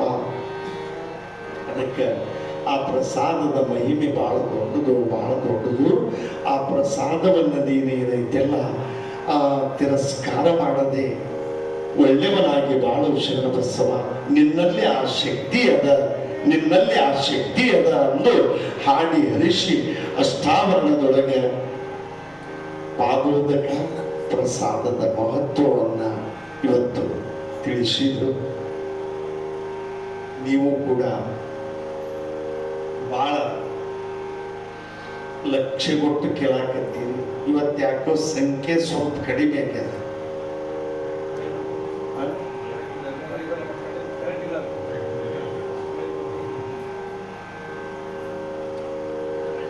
ಕರೆಂಟು ಇಲ್ಲ, ಮಳೆನೂ ಬಂದೈತಿ. ಈಗ ನಾವು ಯಾತ್ರೆ ನಿವಾಸಕ್ಕೆ ಹೋಗೋದು ಹೆಂಗ? ಊರಾಗ ಇಷ್ಟು ಮಠ ನೀರು ನಿಂತು ಬಿಟ್ಟ. ನನಗ ಆಚೆ ಎದಿ ಮಠ ನೀರು ಬಂದ ಮಳಿಗೆ. ಇಲ್ಲ, ಕರೆಂಟ್ ಹೋಗ್ಯದ ಅಂದ್ರು ಕಷ್ಟ ಇದ್ರೂ ಕೂಡ ಕರುಣೆಯನ್ನ ತೋರುವ ಶರಣಬಸವನನ್ನ ಮರೆಯಬಾರದು. ಕತ್ತಲ ಇರ್ಲಿ ಬೆಳಕಿರ್ಲಿ ಕಾಯ್ಕೊಂಡು ಬರೋವ ಅವ ಇರ್ತಾನ. ಕತ್ತಲಕ್ಕೆ ಎದರಿ ಮನ್ಯಾಗ ಕುಂದಿರಬಾರ್ದು. ಏನೇ ಇರ್ಲಿ ಶರಣಬಸವ ಎಲ್ಲ ನಿನ್ನ ದಯ ಅಂತ ತಿಳ್ಕೊಂಡು ಬಂದು ಶರಣರ ಮಠದೊಳಗ ಪುರಾಣವನ್ನ ಕೇಳಿ ಸೇವಾ ಮಾಡಿ ದಾನವನ್ನ ಮಾಡಿ ಅಂದಾಗ ಒಳ್ಳೇದಾಗುತ್ತದೆ ಅನ್ನುವಂತ ಒಂದು ಮಾತನ್ನ ಇಲ್ಲಿ ಹೇಳ್ತಾ ಇದ್ದಾರೆ. ಇನ್ನು ಮುಂದೆ 10 ವರ್ಷದಿಂದ ಸೇವೆಯನ್ನು ಮಾಡಿಕೊಂಡು ಬಂದಂತ ಪುಣ್ಯಾತ್ಮ ಕಾಂಡಿನ ದಿವಸ ಪ್ರಸಾದ ಸೇವೆಯನ್ನ 10 ವರ್ಷದಿಂದ ನಡೆಸಿಕೊಂಡು ಬಂದ ನೋಡ್ರಿ ಆ ಪುಣ್ಯಾತ್ಮ. ನಿಜವಾಗಿ ಪ್ರಸಾದ ಎಲ್ಲರಿಗೂ ಅವನು ಮಾಡಿ ಉಳಿಸ್ತಾ ಇದ್ದಾನಲ್ಲ, ಅವನೇ ಧನ್ಯ ಅನ್ನುವಂತ ಒಂದು ಮಾತು ಶ್ರೀ ಬಸವಂತರಾಯ ಬಿ ಜ್ಯೋತಿಪ್ಪಗಳು ಇವರು ಈ ಸೇವೆಯನ್ನ ತಪ್ಪದೇ ನಡೆಸಿಕೊಂಡು ಬಂದಾಗ ಈ ವರ್ಷವೂ ಕೂಡ ಅವರದೇ ಪ್ರಸಾದ ಇರುತ್ತದೆ.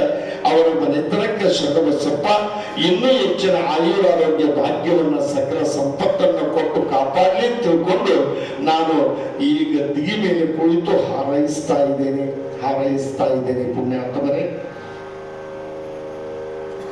ಇನ್ನ ಜಾತ್ರೆ ಪ್ರಸಾದದ ಸೇವೆ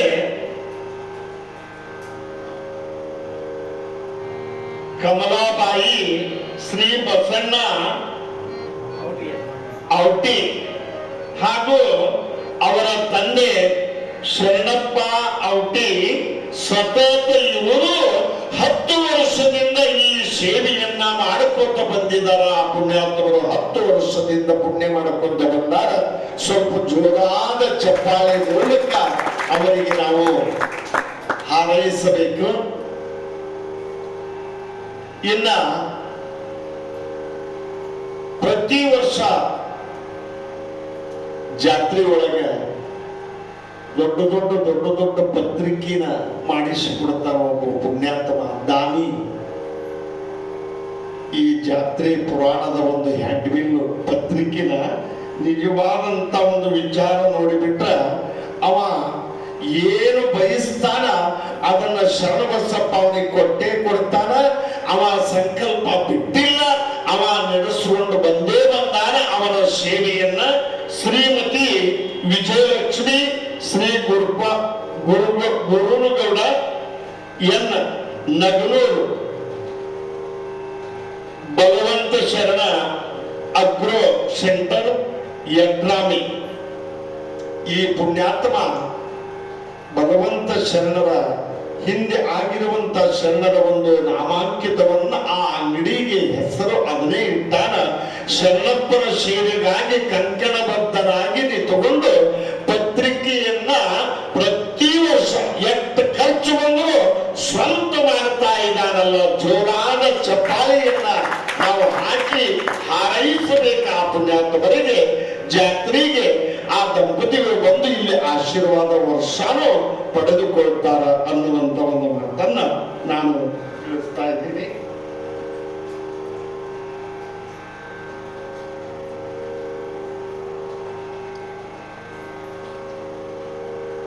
ಇನ್ನೊಂದು ಸಣ್ಣ ವಿಷಯ ಇದೆ. ನಮ್ಮ ಮಠದ ಒಡೆಯರಾಗಿರುವಂತ ಭಗವಂತ ಶರಣರ ತಾಯಿಯವರು ನನಗೆ 3 ದಿನ ಆತ್ರಿ ಹೇಳಾಕತ್ತಿ. ಮಠದಾಗ ಸಂಪೂಟ ಹೊಡಿತೀವಿ ನಾವು, ಹೋಳಿಗೆ 10 ಹೋಳಿಗೆ ಇವನ್ನೆಲ್ಲ ಉಂಡು ಉಂಡು ಉಂಡು ಮರ ಹಾರಿ ಬಿಡುತ್ತದ. ಮತ್ತು ಇವತ್ತು ಹೇಳಿದ್ಯಪ್ಪ ನಾ ಹೇಳಿದ್ದು ಹೇಳವಲ್ಲಿ ಯವ್ವ ಇವತ್ತು ಬಿಟ್ಟು ಹೇಳ್ತಾನೆ ಯವ್ವ ಅಂತಂದು. ಏನಂದ್ರ ನೀವೆಲ್ಲರೂ ಮುಂಜಾನೆ ಜಳಕ ಮಾಡಿ ಮಾಡಿ ಮಾಡಿ ಮಾಡಿ ಇಲ್ಲಿ ಗುಡಿಗೆ ಬರ್ತೀರಿ, ಬರ್ತೀರಿ, ದಿನ ಬರ್ತೀರಿ ನೋಡಿ. ಆದ್ರ ಇಲ್ಲೊಂದು ಎಲ್ಲಾ ಬರೋಬ್ಬರಿ ಅದ. ನಮಸ್ಕಾರ ಕರೆ, ಅಭಿಷೇಕ ಕರೆ, ನೀವು ಬರೋದು ಕರೆ, ಎಲ್ಲಾ ಕರೆ. ಅಲ್ಲಿ ಬಂದು ಏನ್ ಮಾಡಾಕತ್ತೀರಿ ಅಂದ್ರ ಅಲ್ಲಿ ಆ ಶರಣಪ್ಪನ ಅಲ್ಲಿ ಕಟ್ಟಂಜನ ಐತಲ್ಲ, ಅಲ್ಲಿ ಅಕ್ಕಿ ಸುರುವುದು, ಸಕ್ಕರೆ ಸುರುವುದು, ಇಂಥವೆಲ್ಲ ಮಾಡಾಕತ್ತೀರಲ್ಲ. ಆ ಅನ್ನಪೂರ್ಣೇಶ್ವರಿನ ಕಾಲಾಗ ಮತ್ತೊಬ್ರು ನಮಸ್ಕಾರ ಮಾಡಕ್ ಹೋದ್ರು ಅವನು ತುಳಿತಾರೆ. ತುಳಿದವರಿಗೆ ಒಂದು ಪಟ್ಟು ಪಾಪ. ಹೌದ್ರೆ ಅಲ್ಲೇನು ಗುಂಪಿ ಹಾಕಿ ಹೋಗಿರ್ತಾರಲ್ಲ, ತುಳಿದವ್ರಕ್ಕಿಂತ 10 ಪಟ್ಟು ಅಲ್ಲಿ ಕಾಲಾಗ ಅಕ್ಕಿ ಸಕ್ಕರೆ ಹಾಕಿದವರಿಗೆ ಪಾಪ ಅನ್ನೋ ಮಾತನ್ನ ನಾನು ಹೇಳ್ತಾ ಇದ್ದೀನಿ. ಯವ್ವ ಯಾರ್ಯಾರು ಅಲ್ಲಿ ನಾಳೆ ಅಕ್ಕಿ ಹಾಕಬೇಡ್ರಿ, ಸಕ್ಕರೆ ಹಾಕಬೇಡ್ರಿ. ಆ ಅಪ್ಪನ ಗುಡಿ ತುಂಬಾ ಪೂಜಾ ಮಾಡೋದು ಕಟ್ಟಾಗೈತಿ. ಅಟ್ಟು ಆ ಸಕ್ರೆಗೆ ಕೆಂಪಿರಿಬಿ ಏರಿಬಿಟ್ಟ ಒಳಗ ಗರ್ಭಗುಡಿಯಾಗ. ಅಪ್ಪರು ದಿನ ಪೂಜಾ ಮಾಡಬೇಕಲ್ಲ, ಆ ಇರಿಬಿ ಎಟ್ಟೆ ಕಡೆದು ಪೂಜಾ ಬಿಟ್ಟಿಲ್ಲ ಅಪ್ಪವರು. ನೀವು ಮಾಡೋ ಕೆಲಸ ತಪ್ಪಲ್ಲ, ತಪ್ಪು. ಹಂಗೆಲ್ಲ ಮಾಡಬಾರ್ದು.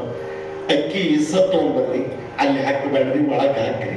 ಅದೇ ಅಕ್ಕಿ 10 ಮಂದಿಗೆ ಅನ್ನ ಆಗತ್ತದ, ಪ್ರಸಾದ ಆಗ್ತದ.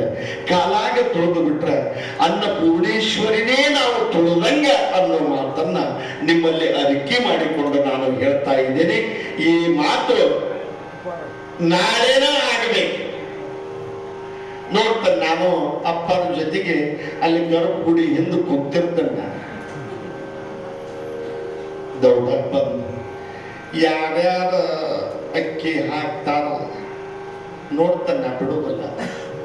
ಕಡೆಗೆ ಮಾಳಿಗೆ ಮ್ಯಾಗರ ಕುಂತಿರ್ತಾನೆ, ಅಲ್ಲಿ ಕುಂಬಿ ಮ್ಯಾಗರ ನಿಮ್ಗೆ ಕಾಣೋದಿಲ್ಲ. ನಿಮ್ಮನ್ನ ನಾ ಹಿಡಿತೀನಿ. ಅಕ್ಕಿ ಹಾಕರ್ನ ಸಕ್ರೆ ಹಾಕರ್ ಹಿಡಿದು ನೀ ಏನ್ ಮಾಡವ, ಹಾಕೋರ ನಾವು. ನಮ್ಮ ಮಠ ಅದ ಅಂದ್ರ ಹಾಕಿದವರಿಗೆ 500 ರೂಪಾಯಿ ದಂಡ ಹಾಕ್ತೇನೆ ನಾನು.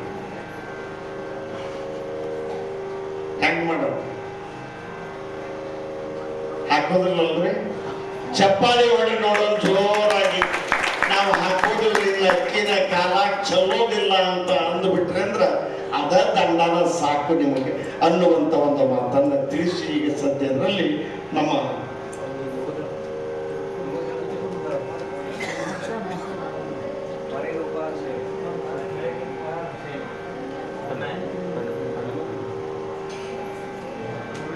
ಯಾವಾಗ ಈಗ ಈಗ ಮಾಡಿದ್ದೆ.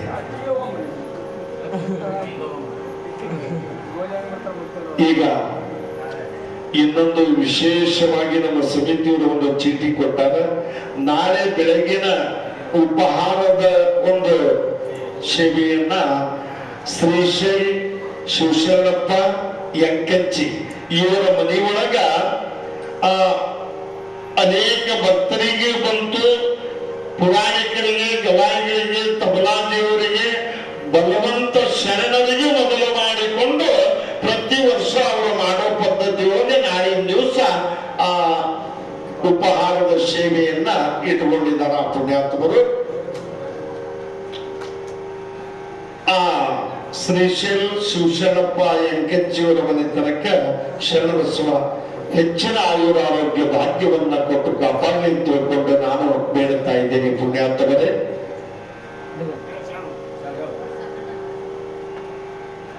ಈಗ ನಮ್ಮ ಶರಣಪ್ಪನವರು ಆ ಲಿಸ್ಟ್ ಓದ್ತಾರೆ.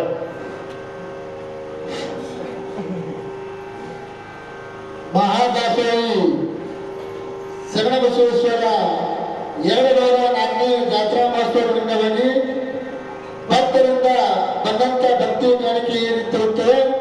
ಚಿದಾನಂದಗೌಡ ಬೇರೆಗೌಡ ಸಾಕಿನ ಕುಟುಂಬವರು 505, ಪ್ರೇಮು ಗುರುಲಿಂಗಪ್ಪ ಬೆರದಾರ್ ಸಾಕಿನ ವಸ್ತಾರಿ 501, ಸಿದ್ದನಗೌಡ ಬೆರದಾರ್ ಅವರಿಗೆ 501, ಪ್ರಕಾಶ್ ಶ್ರೀಮಂತ ಮೇಲಂಗಾರ 201, ಶಿವಶರಣಪ್ಪಗೌಡ ಕ್ಯಾತಪ್ಪಗೌಡ ಜೊತೆಗೌಡರು 2101.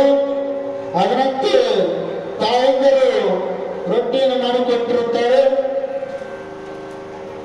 ಸುಜಾತ ಗಂಡ ಈರಯ್ಯಸ್ತಾವ್ರ ಮಠ 25 ರೊಟ್ಟಿ, ಚೆನ್ನಮ್ಮ ಅರಪಾದ 25 ರೊಟ್ಟಿ 2 ಸರಕ್ಕಿ, ಗುಂಡಾಬಾಯಿ ಅವರಾಗಿ 25 ರೊಟ್ಟಿ 4 ಸರಕ್ಕಿ, ಲಕ್ಷ್ಮೀಬಾಯಿ ಬೆಲ್ಲದ ರಾಮಗೌಡ 25 ರೊಟ್ಟಿ 2 ಸರಕ್ಕಿ, ಜಯಶ್ರೀ ಬಸಣ್ಣ ಯಡ್ರಾಮಿ 25 ರೊಟ್ಟಿ 2 ಸರಕ್ಕಿ 5 ಸರಕ್ಕಿ, ನಿರ್ಮಲಾ ಜುಣಗಿ 25 ರೊಟ್ಟಿ 2 ಸರಕ್ಕಿ, ಅನ್ನಪೂರ್ಣ ಯಂಕಂಚಿ 25 ರೊಟ್ಟಿ, ಸಾವಿತ್ರಿ ರಮೇಶ್ ರಾಮಗೌಡ 25 ರೊಟ್ಟಿ 2 ಸರಕ್ಕಿ, ಸಂಗಮ್ಮ ಮುಕ್ಕನಗೌಡ ರಾಮನಗೌಡ 25 ರೊಟ್ಟಿ, ಶಿವಲಿಂಗಮ್ಮ ಜೋತಪ್ಪಗೌಡ 51 ರೊಟ್ಟಿ, ರೇವಾಯಿ ಶಿವಶರಣಪ್ಪ ಸಾವಿತ್ರಿಗಿರಿ 51 ರೊಟ್ಟಿ, ಲಕ್ಷ್ಮೀಬಾಯಿ ಗೌಡ್ತಿ ಹಿರೇಗೌಡರು 55 ರೊಟ್ಟಿ, ಮಲ್ಲಮ್ಮ ಸಂಗಣ್ಣ ಮಂದಲ್ಕರ್ 25 ರೊಟ್ಟಿ, ಮಾದೇವಿ ತುಮಕೂರ 51 ರೊಟ್ಟಿ, ಶರಣಮ್ಮ ಮೇಲಕ್ಕರ 5 ಸರಕ್ಕಿ, ಕಾಶಿಬಾಯಿ ಶರಣಪ್ಪ ಅಡಪಾದ 25 ರೊಟ್ಟಿ, ಮಲಕಮ್ಮ ಅಡಪಾದ 25 ರೊಟ್ಟಿ, ಸಾತ್ರವ್ವ ಅಡಪಾದ 5 ಸರಕ್ಕಿ, ರೇಣುಕಾ ಶಿವಪ್ಪಗೌಡ ಕರಿಮಲ್ಲಪ್ಪಗೌಡ 31 ರೊಟ್ಟಿ 2 ಸರಕ್ಕಿ, ಭೀಮಾಯಿ ರೇವಣಸಿದ್ದ ಮಂದಲ್ಕರ 21 ರೊಟ್ಟಿ 5 ಸೇರು ಗೋಧಿ, ಸುಭದ್ರಮ್ಮ ಆಮೇರ 25 ರೊಟ್ಟಿ, ಶಾಂತಾಬಾಯಿ ಶಿವಶರಣಪ್ಪಗೌಡ ಜೊತೆಗೌಡ 25 ರೊಟ್ಟಿ 2 ಸರಕ್ಕಿ, ಮಾದೇವಿ ದರಗೊಂಡ 51 ರೊಟ್ಟಿ 5 ಸರಕ್ಕಿ, ವಿಜಯಲಕ್ಷ್ಮಿ ಕಾಶಿನಾಥ್ ಯಂಕಂಚಿ 51 ರೊಟ್ಟಿ. ಅದರಂತೆ ಸೇವಾಗೌಡ ಕ್ಯಾತಪ್ಪಗೌಡ ಜೊತೆಗೌಡರು 1,001 ರೂಪಾಯಿ, ಶಿವಲಿಂಗಪ್ಪಗೌಡ ರಾಮಪ್ಪಗೌಡ ಆಮೇರು 1,000 ರೂಪಾಯಿ ದಾಸೋಹಕ್ಕಾಗಿ ಕೊಟ್ಟಿರುತ್ತಾರೆ. ಅವರಿಗೆ ಅವರು ಶರಣಬಸವೇಶ್ವರ ಐಶ್ವರ್ಯ ಕೊಟ್ಟು ಕಾಪಾಡಲಿ.